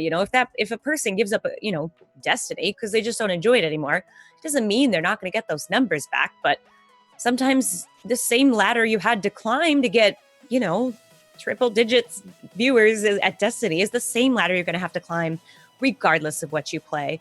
And I think really persistence is the key, and keeping in mind that you haven't lost the war, you're still in the game, and your old successes haven't just been erased because, you don't have 100 viewers anymore. You just got to hang in there and keep at it. And I know that a lot of streamers right now are struggling with lower numbers because of the summertime, and I'm definitely one of them. And I know that my game choices have a lot to do with it. So I'm speaking really from the heart right now. I mean, I'm right in this situation where I used to stream games that, I'd have 100, 120, 150 viewers, and now I'm streaming Persona 5. I'm lucky if I get 70 people to come and watch. But it's just important to keep in mind that even though our viewer numbers might be lower, it doesn't mean we're not successful. And it doesn't even mean we're not successful that day.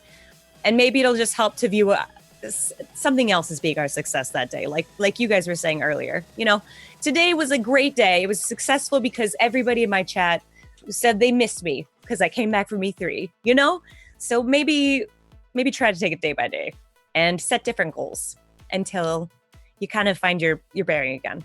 And if you've made that growth before, like in one directory, who's to say you can't make it in another directory? Yeah, you could do it again. Yeah, it's not like, oh, I've left Destiny, it's the end of time. It's not the end of times, it's the end of Destiny. don't feel like just because some people may have dropped off that they're gone forever or that it's never going to happen again. You know, new opportunities pop up, and it could be something different.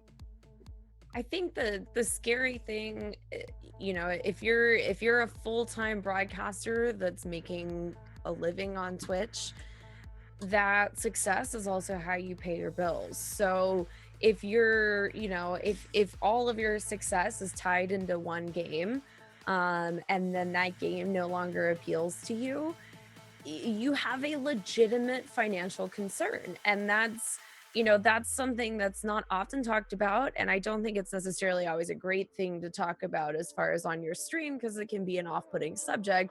But here, that's kind of what we're intending to discuss, is that, you know, for those of us that do pay our bills broadcasting, if you leave a game that is bringing in your income, that's scary and that's dangerous. If you don't have a contingency plan, that is dangerous. So I don't have any experience in broadcasting one game versus variety, but I do have experience in leaving a job that was comfortable, that paid my bills, that I knew was secure, to stream because I was passionate about streaming and I love streaming, and I didn't love my job and I wasn't passionate about my job. It paid my bills and I was safe, but I didn't love it. And so I think the same thing kind of can translate towards advice on rebranding your stream if need be.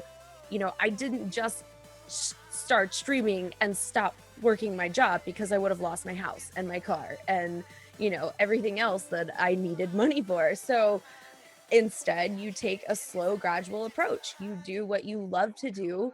You know, get your feet wet, try and build growth there without losing your bread and butter, until you know that you can at least sort of make a transition where you're not just going to end up stranded without any growth and potentially having to start over somewhere else. Good point. Anything else to add before we move on? I think with sort of relating this, whenever I tried something new and all my numbers really plummeted, I had to just stop looking at the numbers and, like we've been saying, take the small victories.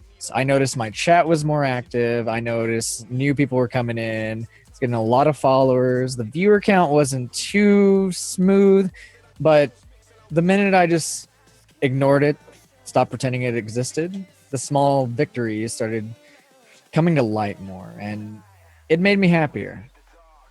I think that's a good way to go about I think it. that's important. Like, as we said earlier, people can tell if you're unhappy, and forcing yourself to play a game that you genuinely hate, it's just going to come through in your cast, and it's not going to be enjoyable for those that would enjoy the game or would enjoy your personal content, because you're unhappy. It's obvious.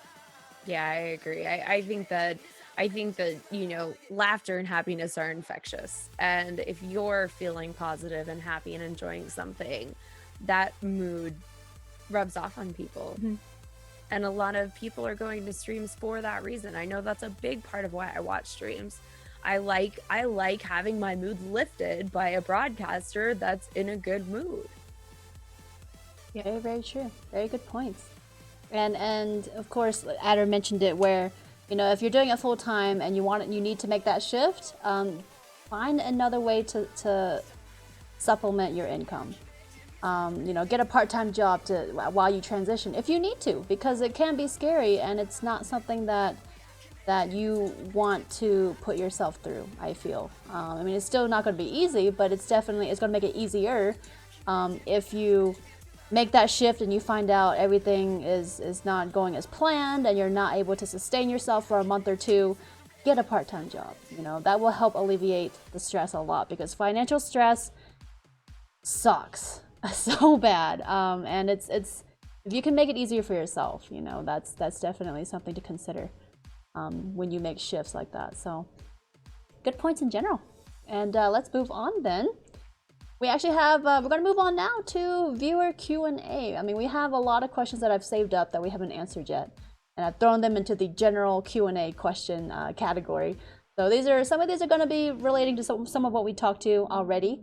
but some of it's going to be kind of from left field, and I just figured we would just ask them.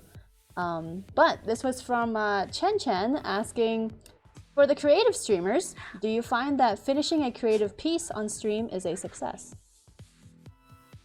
Do you want to go first, Adarissa? Go. Sure. And Yes. Kira. Kira also does creative. Yeah, Lego. Yeah, Where's the cross stitch, hugely. Kira? Where's the cross stitch? I cross stitch so slowly. Nobody's gonna want to watch that. You'd be surprised though. Yeah, it's chill. But okay, sorry. No, I yeah, absolutely. And sometimes it feels like the greatest accomplishment. I mean, I've done creative endeavors that were like weeks worth of creative streams that culminated into finally finishing a cosplay prop or something, and it's this huge moment of like, oh my god, finally we finished this thing. And it's exciting for you know, everybody that was watching the development of something, and for me to get it done. So yes, I would say that finishing projects, even small projects on creative streams, definitely feels like a huge success. I can vary with it because my this is so quick. This will take me 5 minutes. It's a little bit diluted for smaller things, but when I do something like this, which is a giant pain in the butt, I'm like, this is the best thing ever.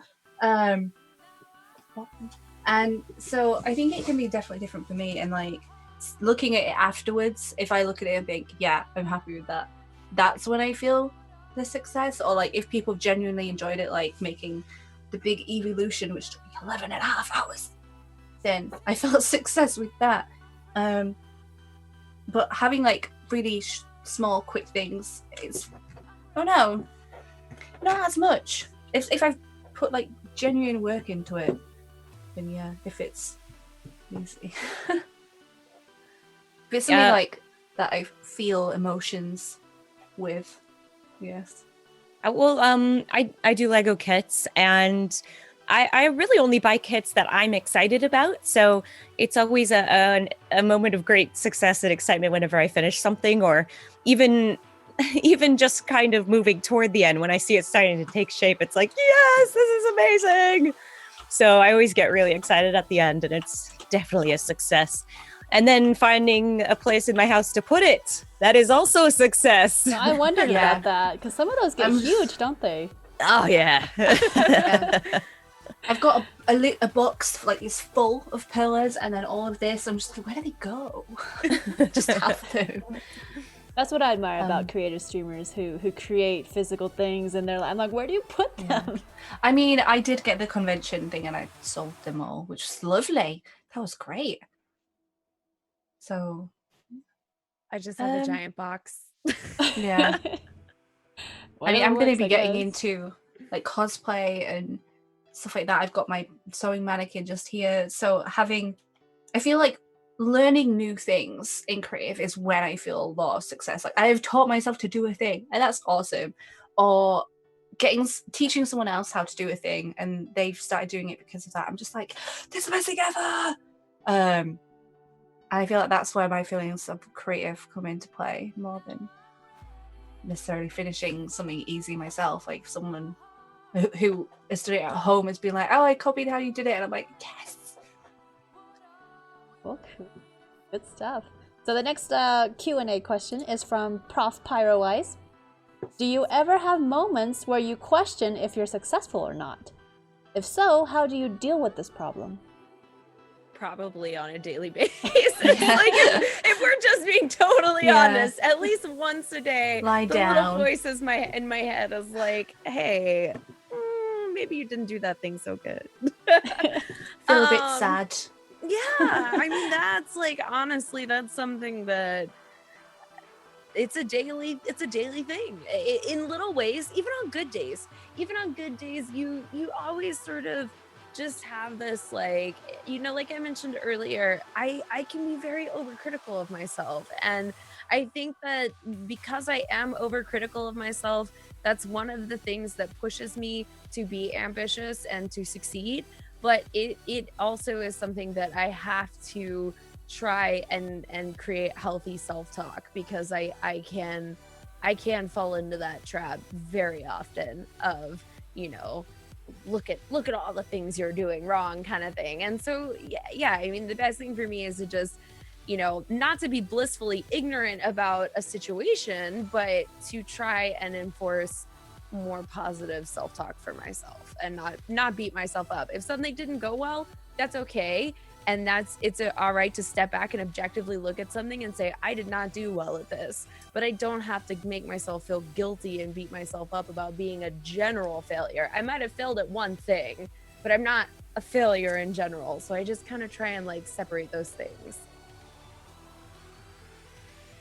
For me, I think it's not so much a whether, you know, black and white, successful or not. For me, it's more, I feel like I am successful, but I want to be even more successful. So it's one of those like never-ending hungers that you can't really fulfill completely ever. You know, you can't satisfy it ever, which I guess is not necessarily a bad way to look at it, but it's as a result, it's never-ending. So you feel like you can't stop, which is also, it can be an issue if you feel like you can't stop ever, you know, and you can't like take a break, right? That happens to me a lot, especially as full-time, where I feel like because I've reached my personal success, in order to keep it, I have to keep going. I can't stop. You know, I can't take a break ever, you know, and it's not necessarily healthy sometimes. But a lot of you guys could probably relate, where you feel like you just can't take breaks, right? But you have to. And it definitely, it's hard to deal with, but you know, I feel definitely for something like that to take those breaks, because it's better for you in the long run if you do. I think, as we spoke a bit earlier about it, like taking a step back and trying to look at it objectively. Something that I also do is I can compare myself to myself from a year ago and be like, this is how I've grown as a person. This is how I've grown in the community. This is how my branding looks better. And these are all the successes that I have done. And these are the successes that I want to do. So how can I make this happen? Trying not to like dwell on try not to dwell on what you don't have, and like thinking, well, that's what I want to do. How am I going to do it? And look how far I've already come. So why can't I? Yes. All the things. Pulse, you've been quiet. I'm going to poke on you again.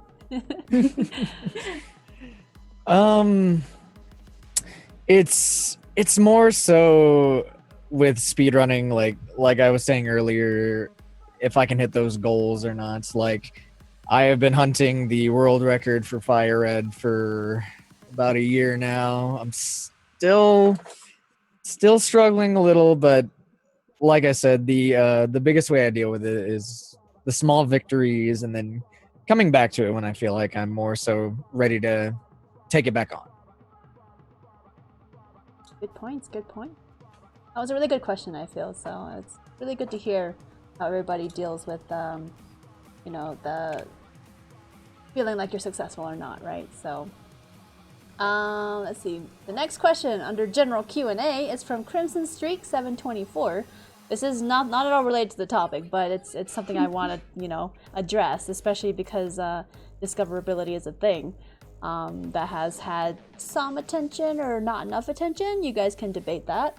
But how do you find viewers? Do you stream and just hope that someone comes along? Or how do you get discovered, basically? And this does kind of apply to discoverability tools and changes that Twitch has made recently as well. How you feel that, you know, in that regard. Research. I'm not as sure for gaming, but for a creative, for instance, if I wanted to jump on the hype bandwagon, say Wonder Woman, say Wonder Woman's really popular, I could make stuff about that and people could be interested in that. So keeping it relevant to like what's going on, and not just on Twitch, but in other platforms as well, like TV, cinema, just games, keeping that hype. Also using the tools that they have given us, like clips, which is really easy to share and bring someone a little short of your content. So you could have like 1,000 followers on Twitter, but not as many on Twitch. So share with Twitter why they should come over. I'm not gonna do all the points I have because someone else is gonna say them, but yeah, utilizing all platforms that you have, and trying to funnel it. Yeah, I think making use of social media is really important. Memes. I'm just gonna say it. Memes. Stream memes.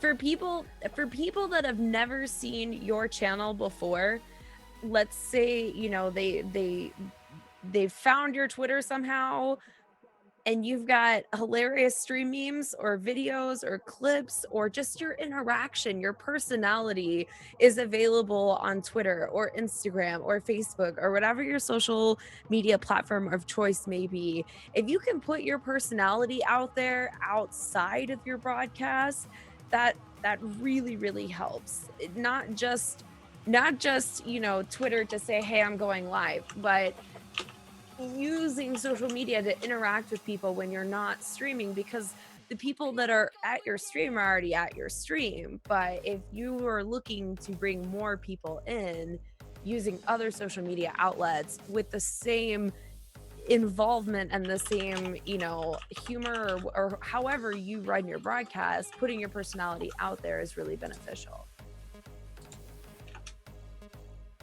I actually did a panel at a convention 2 years ago where I talked about how to start your stream and how to attract an audience. So my answer to this question is about an hour and 15 minutes long. And I put the link in the chat. So you guys could check that out after this is over. Do it. I watched Kira's videos of how to do things before. It's very long, so make sure you're logged in. So if you have to walk away, it'll save your place. And there's no mid-roll ads. It's just one whole thing. So you just sit down and watch it. Make sure you like it. Yeah. A lot of people have told me that it's useful. In fact, I was at E3 this weekend and some big streamer walked up to me and was like, hey, you inspired me to start streaming. I was like, what are you talking about? He said, I saw your video on Twitch and I started streaming, and now look at me, like I'm in a closed door meeting with Square Enix. And I did it because I watched this video. I mean, he did it because he worked super hard at it, but I'm just trying to tell you it's a good video. Watch the freaking video, guys. You guys feel that discoverability has gone up because of some things that Twitch has added, features maybe? I actually feel like it's gone significantly down, and it's very frustrating. I'm the same as Adarissa. Yeah. The changes that they made to creative specifically were very detrimental. In general, I feel like discoverability has gone down, but I think that creative really took a big hit with them removing hashtags. That was hard. And you know, I noticed something recently too when I was setting up for a Lego stream, because when you mention the whole creative debacle, the answer from Twitch is that, well, we have communities now. Okay, well, the problem with that is that these communities are run privately by whatever broadcaster decided to make the community first. And like, for example, I was looking at changing to a Lego community recently to do a Lego stream, because I can't do a Lego hashtag anymore to put me in a Lego category. And all the Lego communities have a guideline that they must be family friendly and cannot be rated 18 and up streams. So that excludes me entirely from any of the available Lego communities at all. Girl, let's make our own Lego community. Let's do it. I didn't realize that. Just call it Legos mature. for Yeah, grown-ups. Legos for grown-ups. Or like mature Legos or something. Exactly. I don't want to run with that Bitches. far. Let's do this. But that's the thing, is that these communities that we're now supposed to use for discoverability are being dictated by other broadcasters. So other broadcasters are able to say, like, yes, it's a painting community, but here's what you can do on it. Well, that doesn't really seem right to me. And that has definitely hurt my creative stream specifically. I just genuinely, I struggle to talk about the changes to creative because I get so upset about it. So it's difficult, but yeah, trying to like make the best of what you have and the tools that we do have is all we can do right now. As creative main content, it's like nightmare.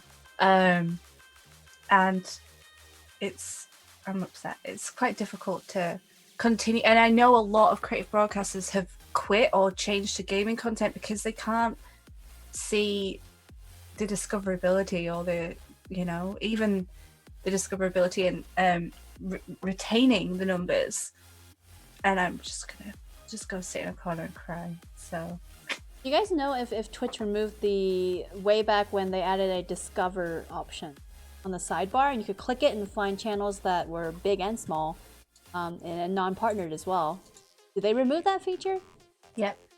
No, it's somewhere. I think. I think they moved it. Did they move it? It's 'Cause not- I don't remember with the new, It's UI. really not obvious. I have to admit though, that thing was always like, Oh, way I found off it. base for me. Oh, was it? Yeah. Like, based on you watching so and so, we've recommended these channels, right? So Mine does this, and I've given feedback. I was talking to one of the Twitch Science team a while ago because you watch Tashnar.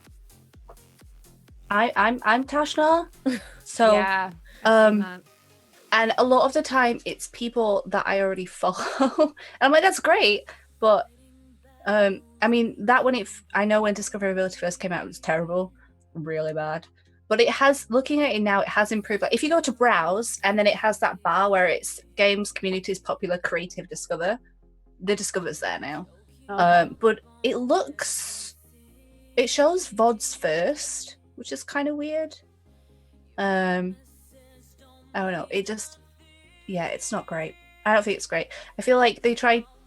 I will go on a rant.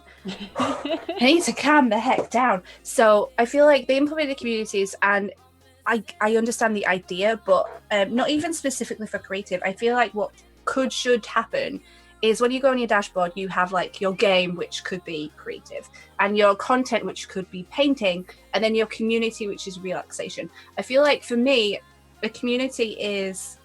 Sorry, I'm getting way off topic. no, you're fine. This is on topic with the question. I feel like that is really difficult for creative discoverability at the minute because we have to decide between. But a community to me is like a feeling of a stream, or like, do you know what I mean? Like relaxing or hype or UK. And at the moment, we're having to choose between categorizing our content correctly and getting more people to discover creative and ourselves using the appropriate feeling community. And I'm just gonna, incoming 4-page Google document, Twitch. Again. Even outside of creative, there really hasn't been any way to improve that discoverability. The only thing I can think of in recent times that's come out is they now allow you to sort the top channels by language. But if your language is English, you're still out of luck because, if you're still a 10 viewer stream, you're still going to be down at the very bottom. Now, if you're a 10 viewer stream in Russian or German, then you have a way better opportunity of being discovered. And that's great. But, for those of us that are in English, then welp. Yeah. Yeah. I think that's absolutely true. It'd be nice if I think Twitch added a way to just randomize channels that show up when you're browsing, right? I think you should be able to organize it in different ways, for sure. Yeah, and that's what I wanted with the communities. Like it was something that was suggested at TwitchCon. Like if I want to watch speedrunning, now I go to the community. But how a lot of people expected the implementation for discoverability ways was if you go to CSGO, you go in and you see the maps at the top, and you can go in and click a map that you want to watch. How I expected that to work would be you could go to Resident Evil and say you wanted to watch a speedrun. At the top it would say speedrun, casual, multiplayer, whatever, and you could then choose that content. And that's not how it was implemented, and I feel like they're missing a bit of a trick there. But I think CSGO uses in-game technical stuff, but just do it because it'd be really good. Good stuff. So that's it on discoverability for now. And then moving on to this next question. Again, we're still in a general Q&A from viewers that I've collected over the course of the episode today. This is from Kipasup saying, a question for all of you. If you remember, when you started out as a streamer, what were the first goals you set for yourself? What defined success for you during those early days? Mine was hitting 100 followers. So that was my very first success. I mean, the first success was starting the stream, literally hitting the start stream button. But that was my first big goal for myself, was hitting 100 followers. For me, my biggest goal was to start playing video games again, and I definitely did that. I definitely did a lot of that, for sure. But Mine. oh, yeah, go ahead. Go No, ahead. you finish it. Go ahead. I'm eating now. You're gonna have to finish it. Fine. Keep going, Pulse. I actually lost my train of thought. Actually, I'm not going to lie. I'm sorry. Start the question again. All right. We'll turn it back. My first ever goal was to play video games again, and I what is it? As a video game collector, I found myself just playing less and less games, and just because I had so many and there was only a few I wanted to try, and now it's still kind of the same as a speedrunner. I'm just kind of playing the same games over and over again, but I'm enjoying them. And I think that's a way I can measure success, is that if I'm enjoying them, that's good enough for me. I don't have to play every game I have. When I started out, I was playing WoW, and one of my goals was not to swear. Did you succeed? No. I didn't last one stream. Healing WoW is hard work, guys. It's not going to work. I pretty much started streaming because I was doing gaming anyway, and I didn't have people to talk to. And the people I did have to talk to, I didn't want to have to type. I'm not even exaggerating. This was my thought process. So I'm feeling pretty successful in that. I don't have to type much now. I think for me, kidding. my first success was making my Twitter. Because I started out and I didn't have a Twitter for about almost 2 months. And people were like, why don't you have a Twitter? Because they actually wanted to follow me. And I was like, oh. So I decided to make one. I think it was almost 2 months, I think, before I finally made one. So I think that was because I didn't expect it to be a thing. You know, I was just doing it kind of like, oh, I can do it. I'm just going to do it on the side casually as a hobby. And then it became more than that because people were like, why don't you have a Twitter? And I'm like, oh, okay. So that was for me the one thing I remember distinctly, which is why, like, if you look at my Twitter, the creation date's like January 2015, and I started streaming at beginning of December. So I didn't have a Twitter for a while, but it was definitely I remember that distinctly. So that was one of the first things. I was kind of joking about the typing thing. I also wanted to make friends. I'm sorry. I feel like a liar, but And I also you don't did, like typing. You did make friends. I did make friends. Yay. Yay. Goals and free tea. So I feel like I'm Free actually tea. doing. No, do you know how important this is? I got 400 tea bags. That's a lot of tea bags. It is. I got this box and was like, oh, okay. Did we all Yeah, answer this question?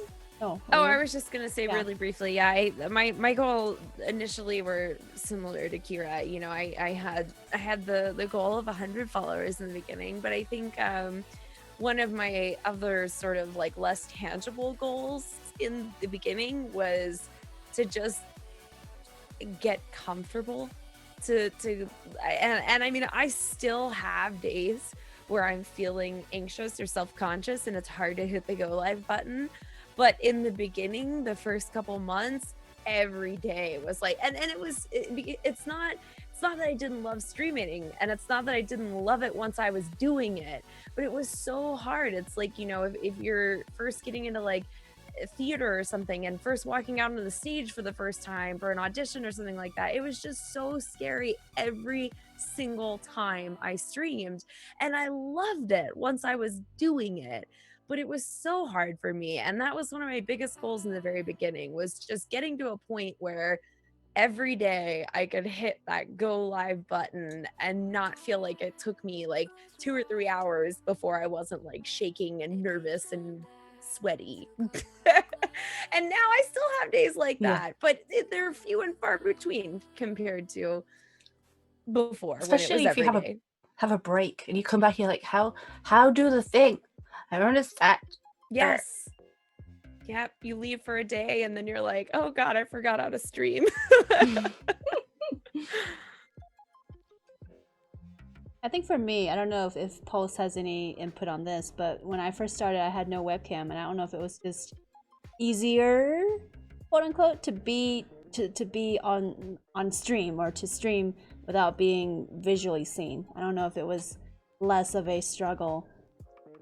I wouldn't know though. And when I made the shift though to using webcams, I encountered some of that struggle as well, just to have that energy to hit that start stream button. But I feel like it was almost easier for me, personally speaking, just for me, to hit that start stream button, to have that motivation, because I wasn't seen on camera. It was just my voice.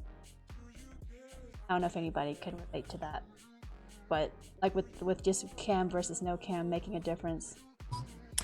A little bit. I think it's more so like I can be a little bit more lazy, just going online. I don't have to care about my hair.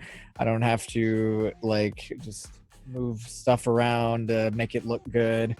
I can just go on, do what I do. A little bit less prep time as well, and just, you know, I feel it helps just kind of draw focus onto the cast more for me than just kind of having to worry more about myself. Points. Anything else to add before we move on? All right then. So this is from David MMO. Is there a significant difference? I don't know if we can really answer this because I don't know how much of YouTube you guys have done, but is there a significant difference between defining success on Twitch versus success as a YouTuber or other platform? I definitely can't answer this because I'm not successful on any other platform. I'm barely successful on Twitch, guys. Yeah, I think it's hard for us to answer this because I don't know how much of us have done a lot of YouTube videos and just YouTube work in general. Any guesses? I feel like it's completely different in terms of community. I guess I don't know, but it seems a bit more like YouTube is very numbers driven, like subscribers and likes on videos and views on videos, whereas a lot of it for us, I feel, is the interactions that we do have and the connections that we make. Yeah, we like big numbers, but it's not like I'm going to remove this video because I didn't get 1,000 views on it, or it's got a lot of downvotes or whatever. So I feel like it is definitely defined differently, personally. I think also maybe it has to do with monetization. I don't know the specifics of YouTube, but just from general what I've heard is that you don't make a lot at all unless you're getting like hundreds of thousands and millions of views. Yeah, a lot of, I mean, most of them use third party like Patreon and stuff, don't they, to almost monetize the... I think for me personally, when I first started streaming, I wanted to do like Twitch and YouTube simultaneously. I wanted to do Twitch and then upload constantly videos of all of my Twitch stuff, and I do like a weekly video now, but that's because Kip edits them. I don't have time, and I found out really early on that I just didn't enjoy YouTube as much as Twitch. I enjoyed live interaction and I enjoyed the improvisation that comes with Twitch, and YouTube felt more disconnected to me. It felt like I really couldn't connect with my audience as much. It felt like it was less personal. And as a result, I just sort of didn't feel passionate about it. But I do think that because YouTube has a tendency to be less personal, at least in my opinion, from Twitch, you have less connection. It's harder to grow. It's much more, to me, it seems like it's much more a numbers game and much less about the quality of your community and the quality of time that you spend together and the awesome conversations that you have. YouTube seems more to me about how to generate the most views. And that's not what Twitch is about to me. Good points. Yeah. Just on a completely unrelated note as well. I mean, I've never made YouTube like videos just for YouTube or anything like that. But a few times I've had to record video for whatever reason. It's so awkward. I don't know if you guys feel it's Yeah. awkward as I hell. It's so Yeah. awkward because you're talking to the camera and there's no like actual interaction. You're just making like scripted content. You're just like, this is. And I had to do so many retakes to try to get the right thing because it just didn't feel natural. Even though, you know, when I interact on streams, I feel natural doing it. But then when I have to record a semi-scripted or scripted video, it's just so awkward. Yeah. And completely off-putting. We've been doing a couple of uploads and having to like the intro and outro where it's like, this is what we're gonna, because it's speed pulling. I'm like, this is what we're gonna do today, and I'm so awkward. I'm just like, hi. It's so weird. It's just, yeah, it's weird for sure. Even with podcasts, I do have a certain level of like nervousness because there's no extra content to kind of distract my half my brain and half the viewer's brain. So it's just the whole thing. I couldn't just sit there and be like, hi. Yeah. No. Just a random thought there. So moving on then to the next question. This is from Styles AD. As someone who is interested in starting to stream, wanted to ask thoughts on working a full-time job when you stream when you're not at the other job. For my situation, I'm in the military, and so the chance to go full-time stream isn't an option. Full-time stream isn't an option. I don't think that full-time is it doesn't work for everyone, and finding that balance is what's important to you. Like, it's just sometimes it's just not gonna work, and having that acceptance and working around what you can, but still having a healthy lifestyle and work style, you can still improve and you can still do really well and still work at the same time. It's not like you have to be full-time to get partnered or, you know, have success on Twitch. So don't quit your day job. Yeah, I've noticed here in the question, he says, I'm interested in starting to stream. And the idea seems to be go into it full time or don't do it at all, right? No, don't do that. I would say don't try to start full time when you haven't really started yet. You might not even like it. Yeah. You might start and just be like, you know what? I suck at this. Or, you know what? This isn't for me. This is weird. And then you quit your job. There's absolutely nothing wrong with working full time and streaming a couple nights a week. I personally say I do 3 days a week. Try to stream 3 times a week, 3 hours or more if you can. And if you can't, then that's okay. I know streamers who stream 2 days a week, 1 day a week, and they have great communities who are always there for them every time they go live. So you don't have to it's not full time or nothing. Good points. Anything to add to that question? I mean, we have addressed it some in the past as well, in one of our previous podcast topics on balancing real life and Twitch and things like that. Definitely check those out. Yeah. About to say make sure to make personal time as well. Like, don't burn yourself out on working and, you know, and all the stream stuff as well. You need to chill. Good stuff. All right, then moving on to the next question. This is from David MMO. How important are gimmicks that make your stream stand out? Have people saying your catchphrase or doing your physical gesture, etc. I've seen some streamers say more gimmicks or gimmicks over content. I think that's something that, from what I've experienced, is love or hate for viewers. And that goes for me too. Like, I like gimmicks. I think they're fun. I think they're funny. I have a giant war horn and sometimes people complain about it. So like, I like that kind of stuff, but there's a lot of people that don't, and that's fine. Like, you know, there's people that don't like gimmick streams. They would rather the content be serious and more focused on, you know, the strategy in the game and things like that, rather than hyping it up. And some people don't like, an example of that too is that some people really don't like hype spam. I love hype spam and I encourage the heck out of hype spam, but a lot of people can't stand it. And it's generally, I've noticed that the same people that also voice complaints about me stopping for the war horn, or, you know, stopping for a meme or something, you know, but I personally enjoy that. And I think that that's the way I've built my community and my channel, and it works well for me. And the people that like that will enjoy that. The people that don't like it will go somewhere else and watch somebody who doesn't do gimmicks. I vary with how much I like gimmicks. I mean, I don't personally use any, but I feel like there is tiers of gimmicks, and if a person's majority of their cast is gimmicks and stuff, I don't feel like I enjoy it as much, because I don't get to connect with them. It's just like, here is something stupid I do with the OBS, and here is something else. It's like, I just want to see how your day was. Like, I think that gimmicks can be done in a classy way, like a warhorn, and then in a not classy way. I don't want to name anyone. I don't want to point out this stuff, but I've seen some which are very questionable, and it has put me off the broadcaster completely.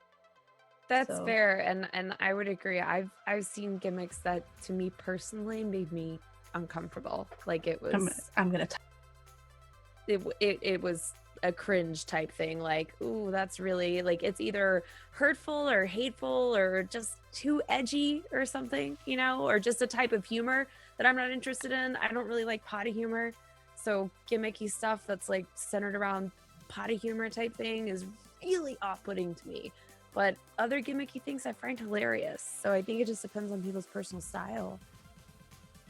I think also you kind of come across some streamers might be trying too hard to Yeah. create gimmicks, you know, or to force gimmicks, and it just creates awkward atmospheres, and you don't want to do that, you know, especially when you think something's gonna work and you force this gimmick and it just doesn't have the intended or expected effect, and you're just kind of trying to backpedal and you know, just to try to fix the situation, because awkward moments do happen, yes, but you can make it so much easier on yourself to not have that be a thing, you know?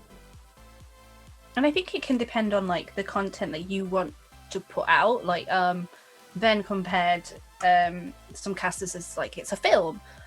So some people, I kind of was thinking about this, and some people want to be movie stars and have all these amazing explosions and prettiness, and some people want to be a design show TV host and they don't really use gimmicks. So I think that comparison, and like if it fits the content and it makes sense, then I don't mind it as much. But if it's just there because I'm like, what is this? Not fit.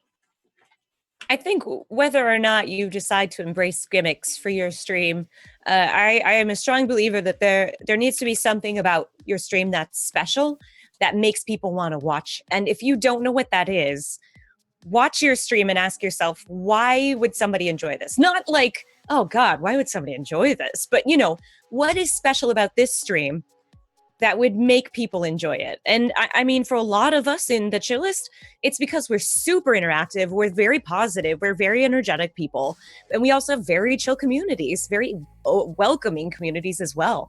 And that, for a lot of people, is why they keep coming back to our channels. That's what's special about us. So I think for newer streamers and people who've been streaming forever and maybe trying to figure out why they're not reaching success, watch your stream, see what you think is special about it. And if you don't find anything special, then try and put more of yourself in there. Try and put more of your personality in. And maybe that's what it's missing. Maybe your stream's just missing a little bit more of your personality. Less of the game or less of whatever character you're trying to play. A little bit more of you. I like that. Pulse, anything to add? The gimmicks? I don't know. I use coffee as a gimmick, so I don't. But it works for you, and it's totally you. Like, it's an extension of you versus something that's forced. I think Yeah. that's, you know, that's something to keep in mind. Very So I was totally moving- muted. What? Go on. I was like, I don't even see that as a gimmick because it's so natural in your Yeah, exactly. Yeah. cast, and I think that's what the important bit is, like comparison. So moving on to the next question. Then this is from Tempest Mask 100 or 1000. Sorry, the O was on the second line. Any tips on how to work stuff like on streams? The little wording's a little odd, but like raids, etc. So I think he's asking for raiding advice for raiding streamers. I mean, Dang, I when wish Di were still here. He's super good at leading Yeah. raids. Not that you guys aren't, but Di's raids are always like, man, when Di reads your channel, it's like this huge rainbow. Like your chat just goes whoosh, and it's just rainbows. It's crazy. I'm gonna take that as like giving a raid rather than I receiving mean, we one. can address both sides, like raid Um, response. Do you need to have a raid response versus? I don't, and I put them on a whiteboard because I forget how to spell people's names and go say hi Leia. I literally do, and I'm like, you're a star, because it's just ridiculous. It's one of those silly things. But when I give out raids, I kind of, especially when I was starting out and earlier on, I wouldn't raid unless there was X amount of people in chat that put the raid message, for instance. And I tried to raid sort of people at my level or where I kind of wanted to be. So if I was on like 30 viewers and I would sort of look around 50 or below viewership, because if we're talking networking, like I don't go anywhere that I don't enjoy. I won't raid someone that I don't recommend. So going into a stream that you enjoy, but they have 10,000 viewers and you try raid them and you've got like 30, like they'd be like, what are you doing? So I think being aware of not the differences, but I don't know what I'm trying to say. Basically, just choose people that you enjoy, but not like people who obviously don't need it and are just gonna look at you weirdly. I guess another thing to keep in mind is what is your goal of rating? Are you trying to Yeah. get noticed, or are you trying to help a smaller streamer get more views? Like there are different reasons that people raid. Overall, Yeah, like the I've idea is hosted. I think overall the idea people want to network, but there's also like it's almost like there's an ulterior motive kind of, but not quite. Like it's not always negative, but there's always some people raid because they want to get noticed by a bigger streamer. So they raid the bigger streamer, even though it might not have necessarily the impact they want. Or somebody raids a smaller streamer to help them like boost their view count, to help them out, to bring people, like, you know? And so I wonder if that's, you know, something to keep in mind as well. When I've like gone to, if I'm going to hang out in a certain stream and they are a much bigger caster than I am, I'm like, this is where I'm going to be. I'm not necessarily going to raid them, but if you enjoy the content, go and say hello, and this is a bit about them. So I also get the raid anxiety where you think they're just going to think I'm after you viewers, and I'm after your connection. But I think promoting people more that you genuinely enjoy, and that's, I don't know if it's necessarily more important, but it is definitely an important impact of the raids, not just I want to connect with this person. Like make sure you actually enjoy them as well. I think one super quick tip about raiding somebody is make sure that your raid makes it clear who is raiding. Because sometimes somebody will raid and just be like, puppy love, and you're like, who the hell is this? So, like, I don't know. Yeah. If I don't know the streamer, I'm like, what is this puppy love mean? I don't know. So make sure it says, like, if it's somebody you've never raided before, maybe put the streamer's name in there so we know who to thank, so we know who to be like, hey, let's go watch whoever it is. But if it's not clear who the raid is coming from, we're just like, this is awkward. I've I've had ended up that, yeah. banning And I'm just kind people. of like, who is this? Who is this? I got raided, and the raid was just a dog emote. So I thought it was a chatbot. So we were going ham on banning people because of chatbots, and it was really awkward. Speaking of Please. raids, Don't make I that know, happen. right? I was It's so thinking funny. that. What are the odds? we're on this topic. See, this one says Starlit Strike, so we know it comes from Starlit Blossom. Exactly. And- But if and it's just like Strike, we're like, I don't know. Mm. that Or makes if it's it just the star, I'm really- like, why are people just putting the star? Yeah. it makes it really hard to respond to, because if you don't know who it is, especially if it's a big raid, you're like, oh, Thank Awkward. you. Yeah, it's really kind of awkward in general, for sure. And I don't want to. I guess we talked about rating people around your size or smaller, but I don't think rating a big streamer on the occasion is a bad thing. Yeah. I agree. But if it's something you do every time, you're always rating somebody who's 10 times, 100 times, 50 times your size, and you're trying to somehow I don't know, connect with them through that. It may not really work out as you hope, unfortunately. But I don't think it's necessarily a bad thing to do on occasion. I mean, don't make it something you do all the time. But it's always best to work around people, who are usually around your viewership, give or take a little bit, instead of somebody who's, gigantic. Yeah. So, all the time. yeah, and I was just gonna add to that. I feel like I could write a paper on raids, because I feel like there's so much to them. They're mostly mutually beneficial, and for the most part, helpful raids are. I would say that especially when starting out, like kind of like we touched on, raid people of an equal size or smaller size. Not every time. Raid the bigger channels too.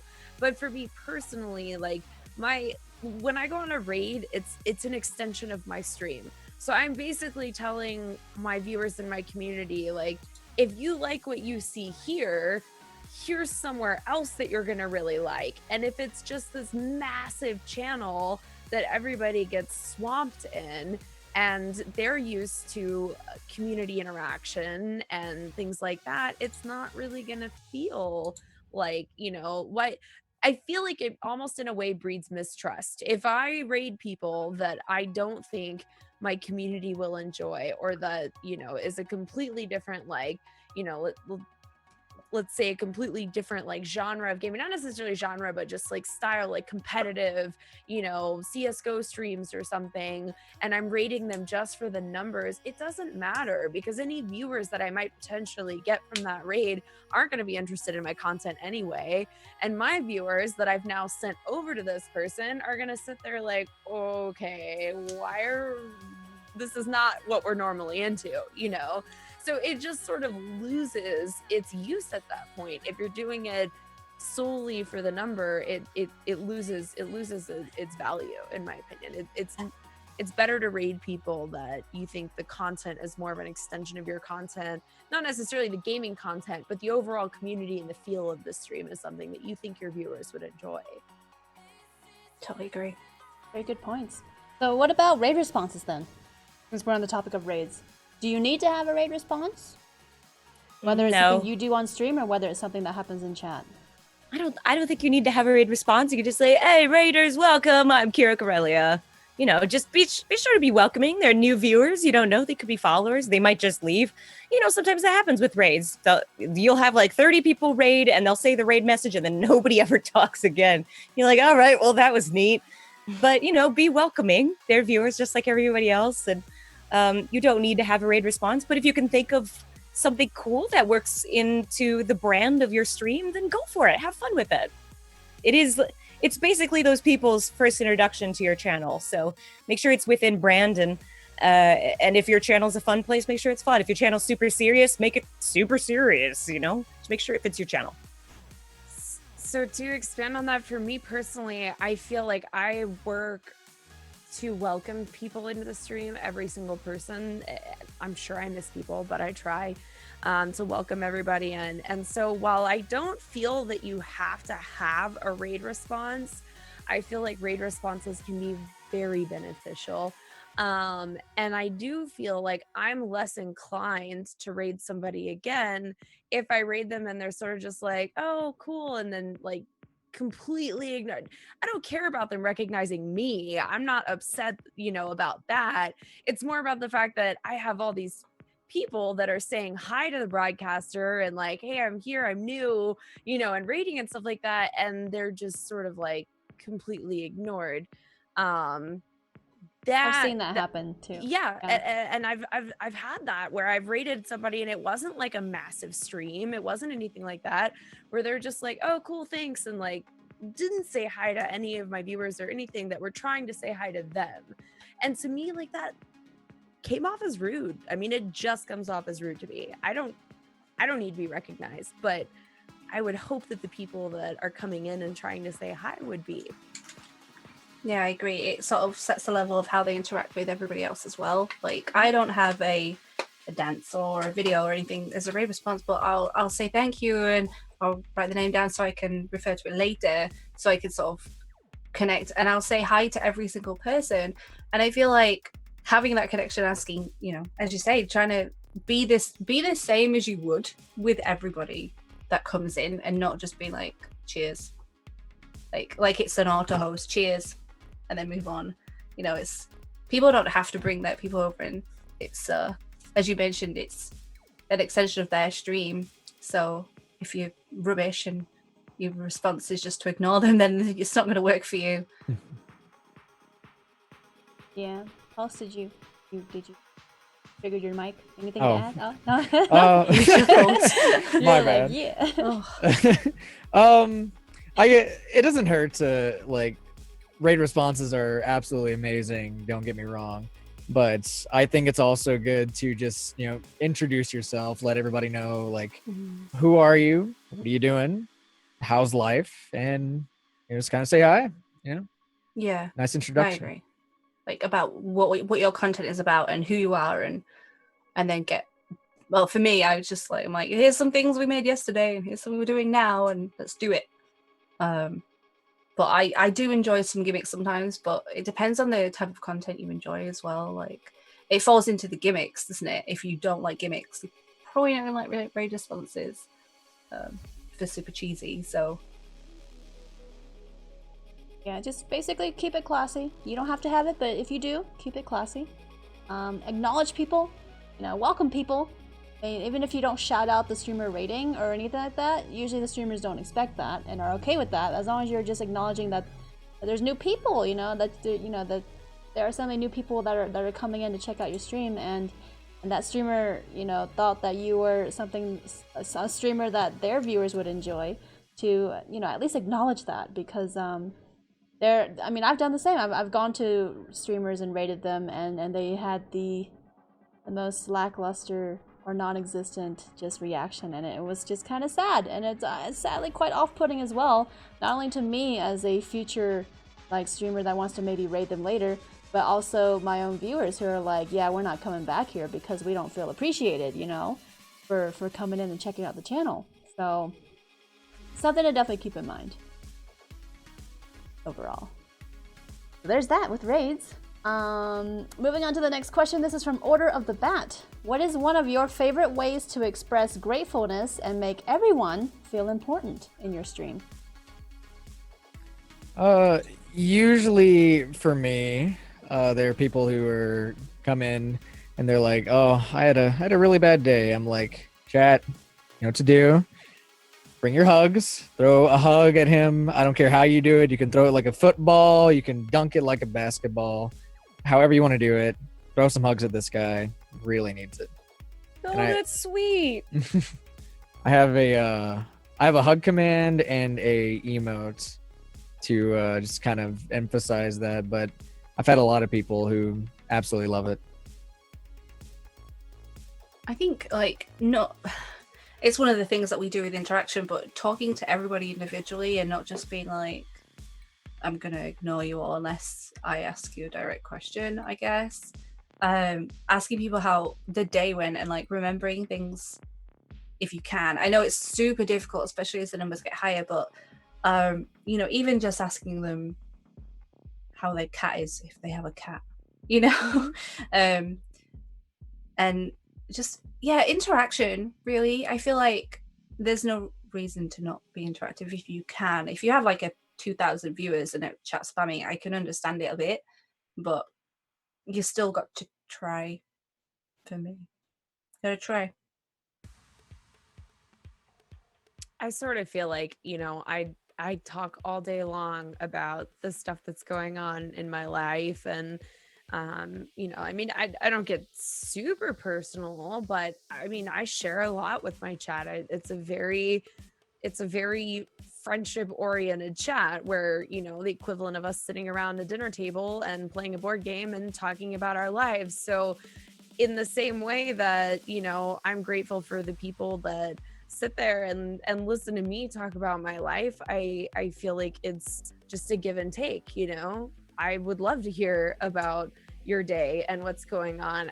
There is a balance with being a positive community, because you don't want to enter a situation where, you know, people feel like they can just emotionally dump, because that's hard on the broadcaster too. You cannot be an emotional punching bag for everyone that you care about.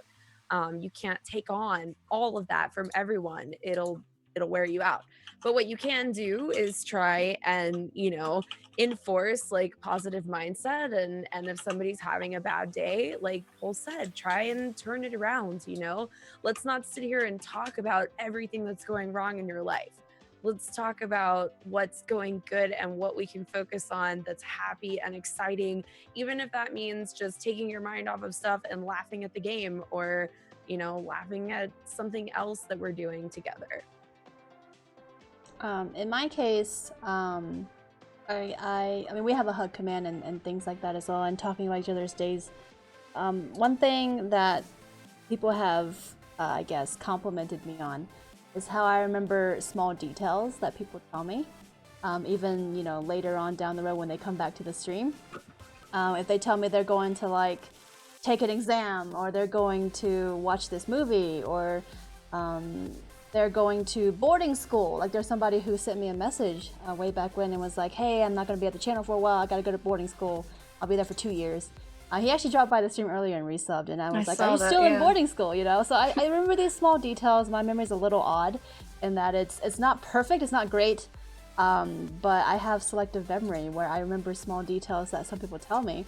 And I try my absolute best always. I don't take notes or anything, like I'm not creeping on people, but it's just one of those, if they tell me something, depending on how often they come by and whether or not they chat, or whether or not they've been somebody who I just kind of create a connection with, I tend to remember if they tell me things, and I ask them about it before they tell me about it the next time they come. And that actually is something that people quite enjoy, I think, because they're often caught by surprise when I do that. So that's something I feel is a strength in terms of making people feel welcome in my community, things like that. So, did everybody answer this? Did we miss anybody? Oh, you guys covered everything, I think. Sounds good. Sounds good. So we actually have like 2 more questions, I think, and then we'll be wrapping things up. These last 2 questions are a little bit more involved, but I do want to answer them because I think they're good questions. This first one, then. Oh, actually, no, I lied. That's actually 3. Sorry. There's 3 more questions. This is also from Kip. Do you believe that it's harder for beginning streamers to become bigger now than 1.5 years ago? 1 or 2 years ago? Probably when you have more time to build on something, it's definitely going to be a little bit easier back then than it would have been now, because time is, I feel, a pretty big difference when it comes to building communities and such. I think it depends on the content as well. But I mean, if you think about how many broadcasters are now in comparison to 2 or 3 years ago, the pool is much bigger. And even if you could be the funniest person on the planet, but there's still, 3,000 people in that same pool. So yes. I'm really tired, so I'm gonna make no sense. Fine. No, that was exactly what I was gonna say. Okay. Now there are millions of streamers. That's not a fake number. There are literally millions of streamers. So the longer you wait to start streaming, the more people that kind of have a leg up on you.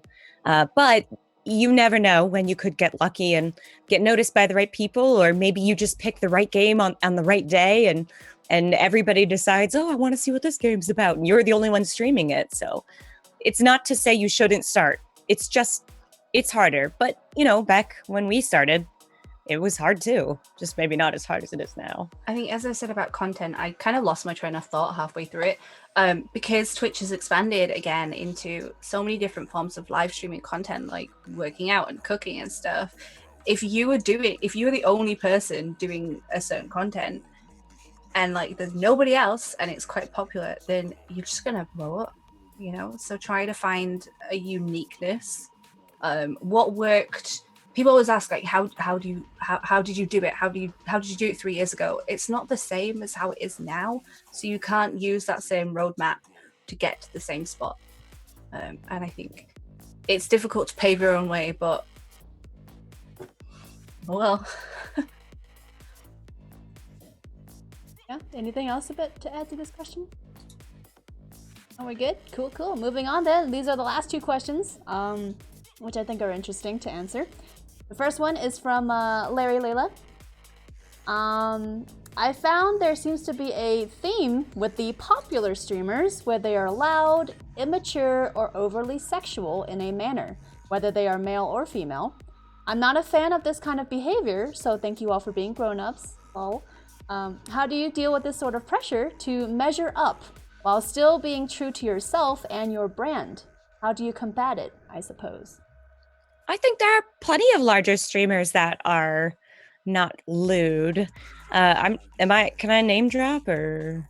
Well, we probably don't want to, but just an example to describe them. No, I mean that they aren't lewd. That they're for example, I mean there are streamers, I mean they might swear, but that doesn't necessarily mean that they're making sexual innuendos or flashing their cleavage or something.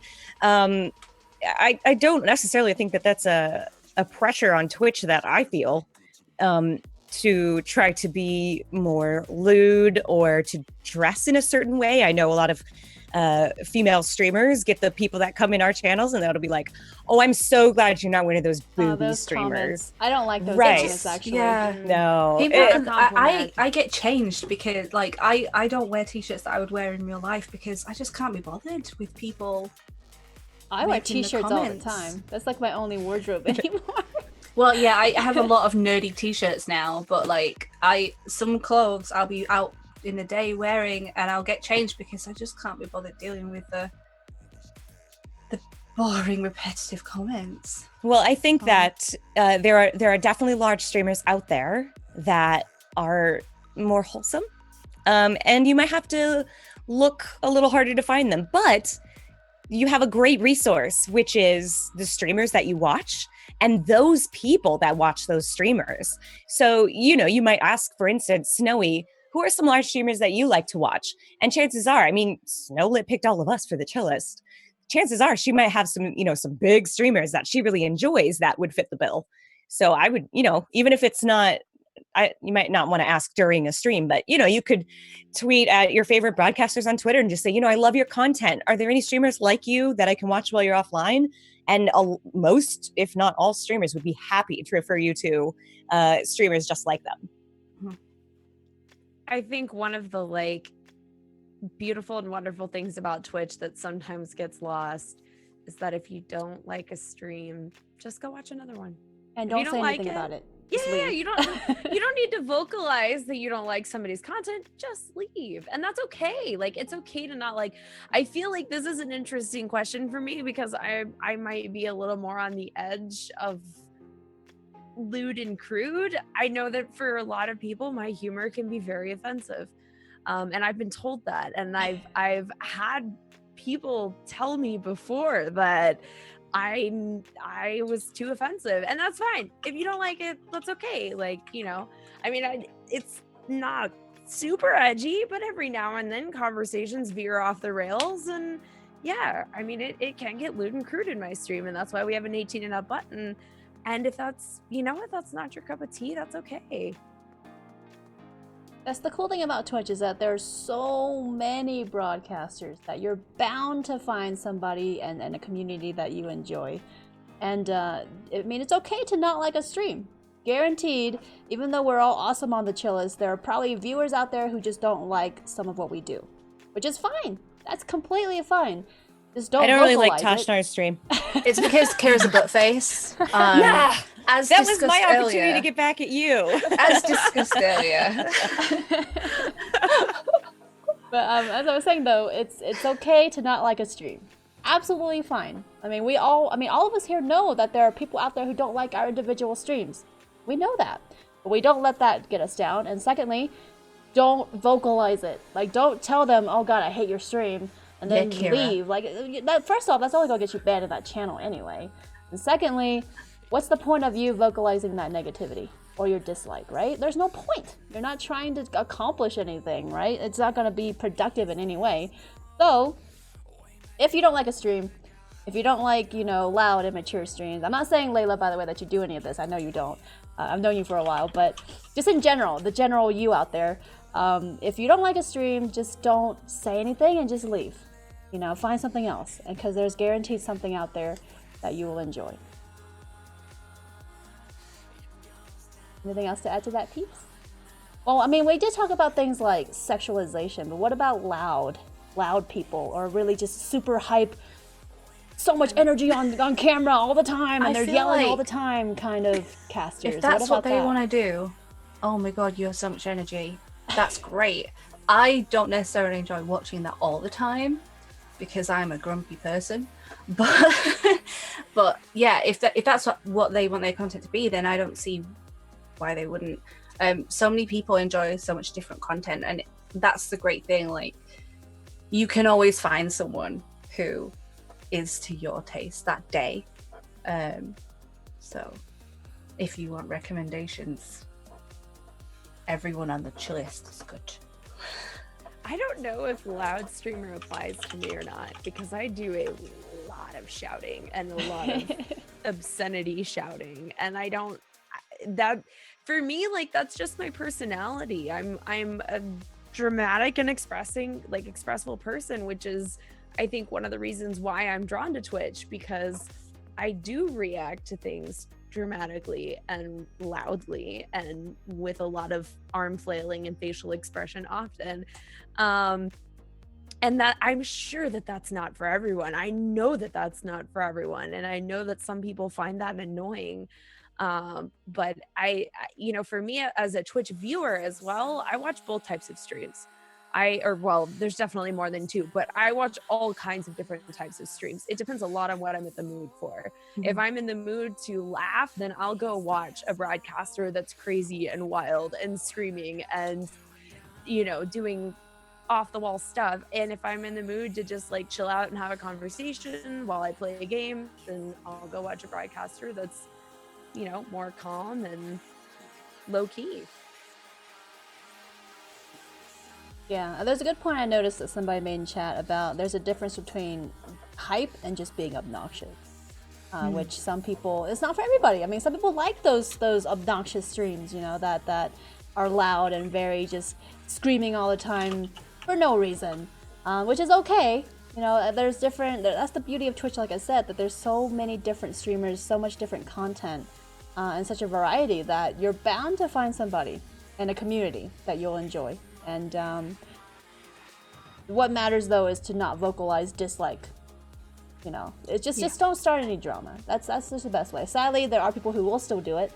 They usually just get banned immediately anyway. But just If you can't say anything nice, yeah, don't say anything at all. don't waste energy saying negative things. Just go find another streamer you enjoy. Plus, the longer you stay there to say negative things, the longer you have to watch the streamer. Oh, there Just you go. go. Think about that. Just go. Just go. But really, like, scoot Just along. go. All right, so this brings us to our last question before we start wrapping up the podcast tonight. So this is from Snowlit, who asks, with the addition of the Twitch affiliate program, many more people are streaming now, which, at least in my opinion, has fragmented the communities because there are more and more people to watch. Do you feel like that has made an impact on you at all? I kind of just want to support more people at this point, honestly. Like, I find myself throwing bits to my friends now, which is, I love doing it. I really do. I feel like we don't have the analytics to answer that. I feel like we don't. I feel like in the last like 3 to 4 months, there has definitely.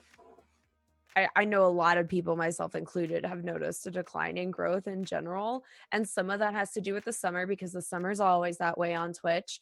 Some of that has to do with communities and what we talked about earlier with the removal of creative categories. But without enough analytics to actually back up any of that, it's really hard to say, like, is the market so oversaturated now that that's what's happening, or is it all these other factors? I mean, I don't mean it to sound like I'm not supportive of the affiliate program because I think it's awesome, and I agree with Pulse. I love being able to go into other people's streams and hype with bits now. It's fantastic. But objectively, without better analytics on something like that, I really couldn't say if that's kind of factoring into the overall decline in growth over the last few months. See, it's hard to pinpoint because how do you know necessarily that, any decline in viewership or whatever is because of something like the affiliate program? Especially because we're all variety streamers. We jump all the time. Yeah. So any decline could be, oh, well, you switched to a new game, or, oh, your schedule's different now. It could be so many different things. It's Tuesday. I've never had anyone say to me, well, I really want to donate bits, but I'm saving them for an affiliate, or, I really want to watch you right now, but I need to go watch an affiliate. I think the important thing is, like, as well, nobody owns a viewer. So if, and it came up on Twitter recently where people were talking about raiding and not raids not happening and stuff.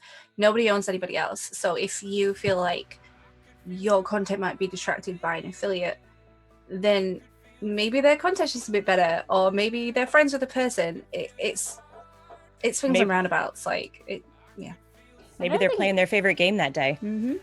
Another thing to consider as well is that even though there are more people streaming, whether it's because of the affiliate program or just because of general popularity of Twitch, just growing over the years and over the months, even though there's more people, it doesn't necessarily mean that, the communities you have, that viewers are suddenly gonna, go and watch other people just because there's something more. They're not going to stop watching you.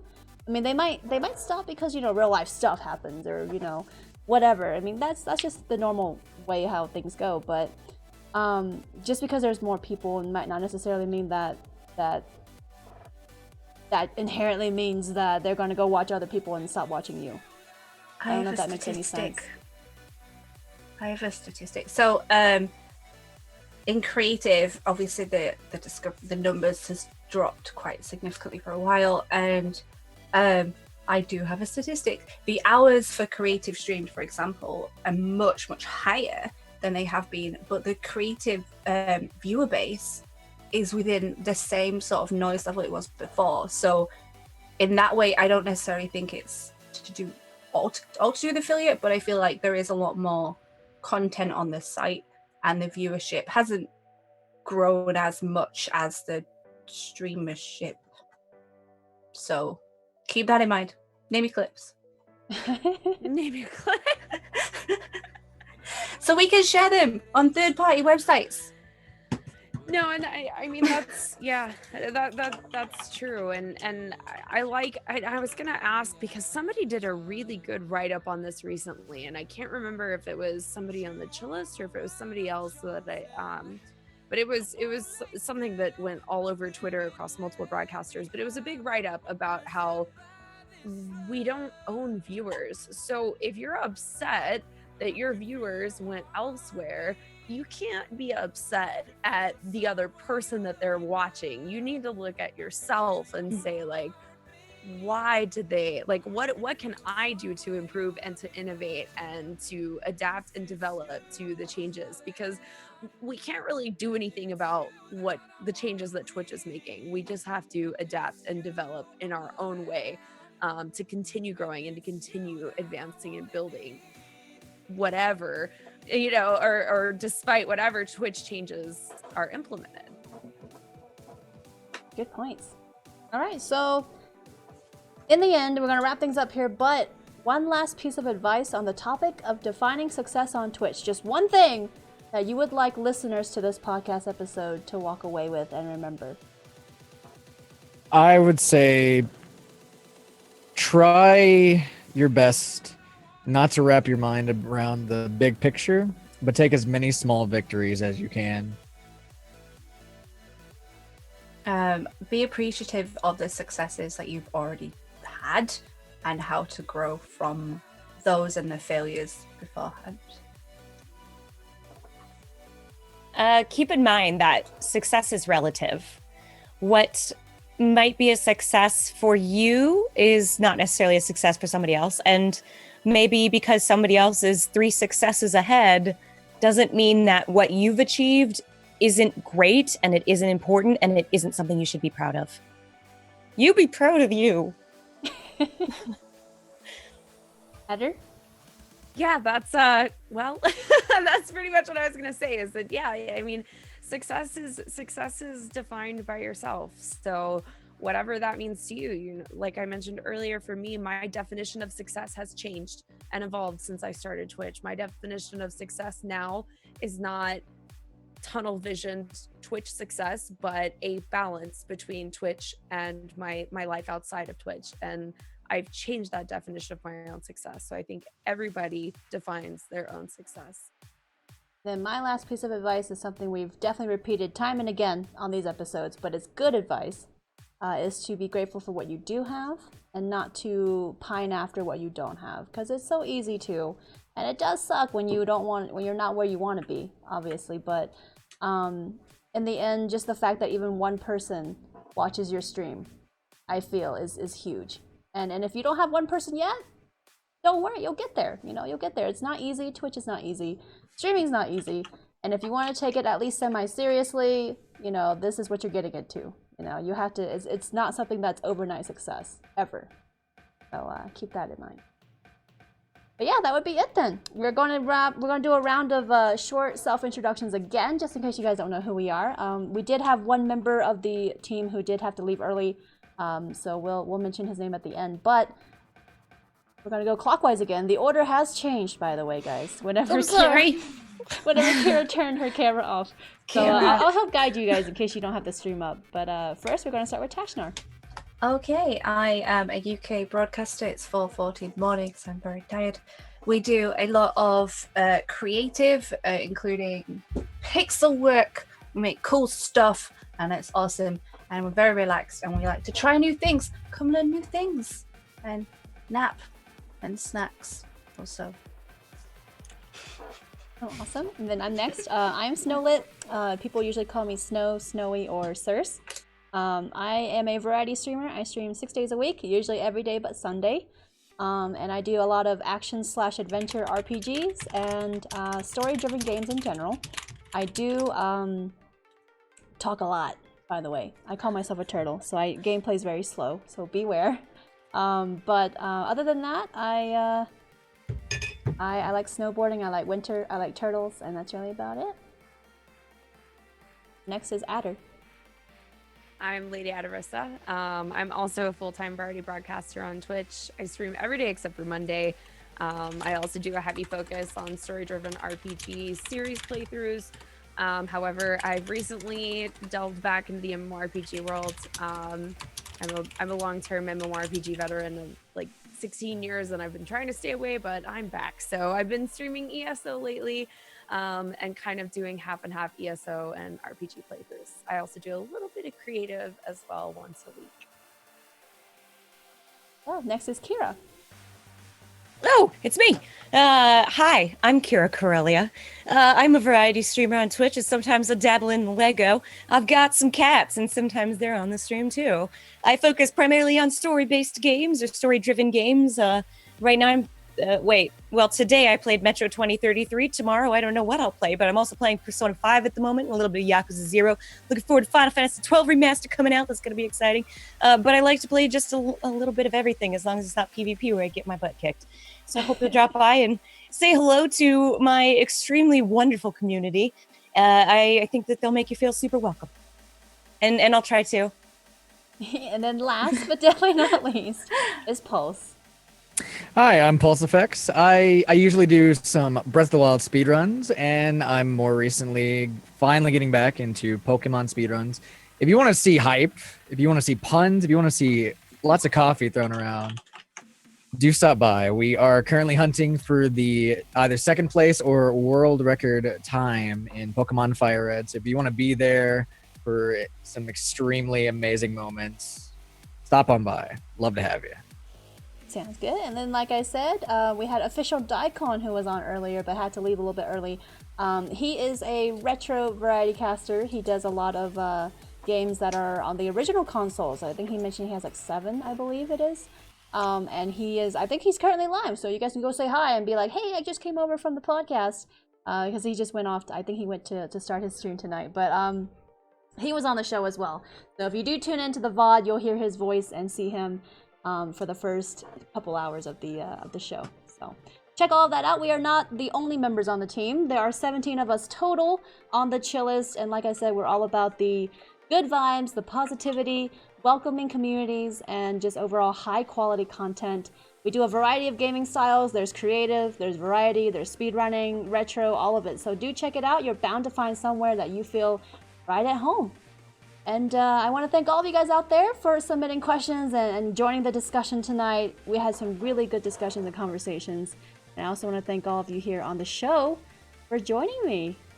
It was awesome. Yeah, thanks for having us on. It was fun. Thank you Great guys. topic. So this happens every month for anybody who doesn't know. The Chillest podcast is once a month, and the VOD will be available shortly after tonight's show. So if you didn't get to see all of it, or if you're not able to tune in for any bit of it, they're always available pretty much right after they finish. So that's really about it. So thank you guys so much. We're gonna wrap things up here. Thank you Are we all dabbing? so much as well. Are we No, dabbing? I want to have a sleep. No. No. It's 4:45. Pulse. So we can do that at TwitchCon. How about that? Oh. But thank you guys so much public? again. In public, even better. So take care, everybody. Have a wonderful night, everyone out there listening. And thank you all again for joining us. Good night. Good night. What a fudge.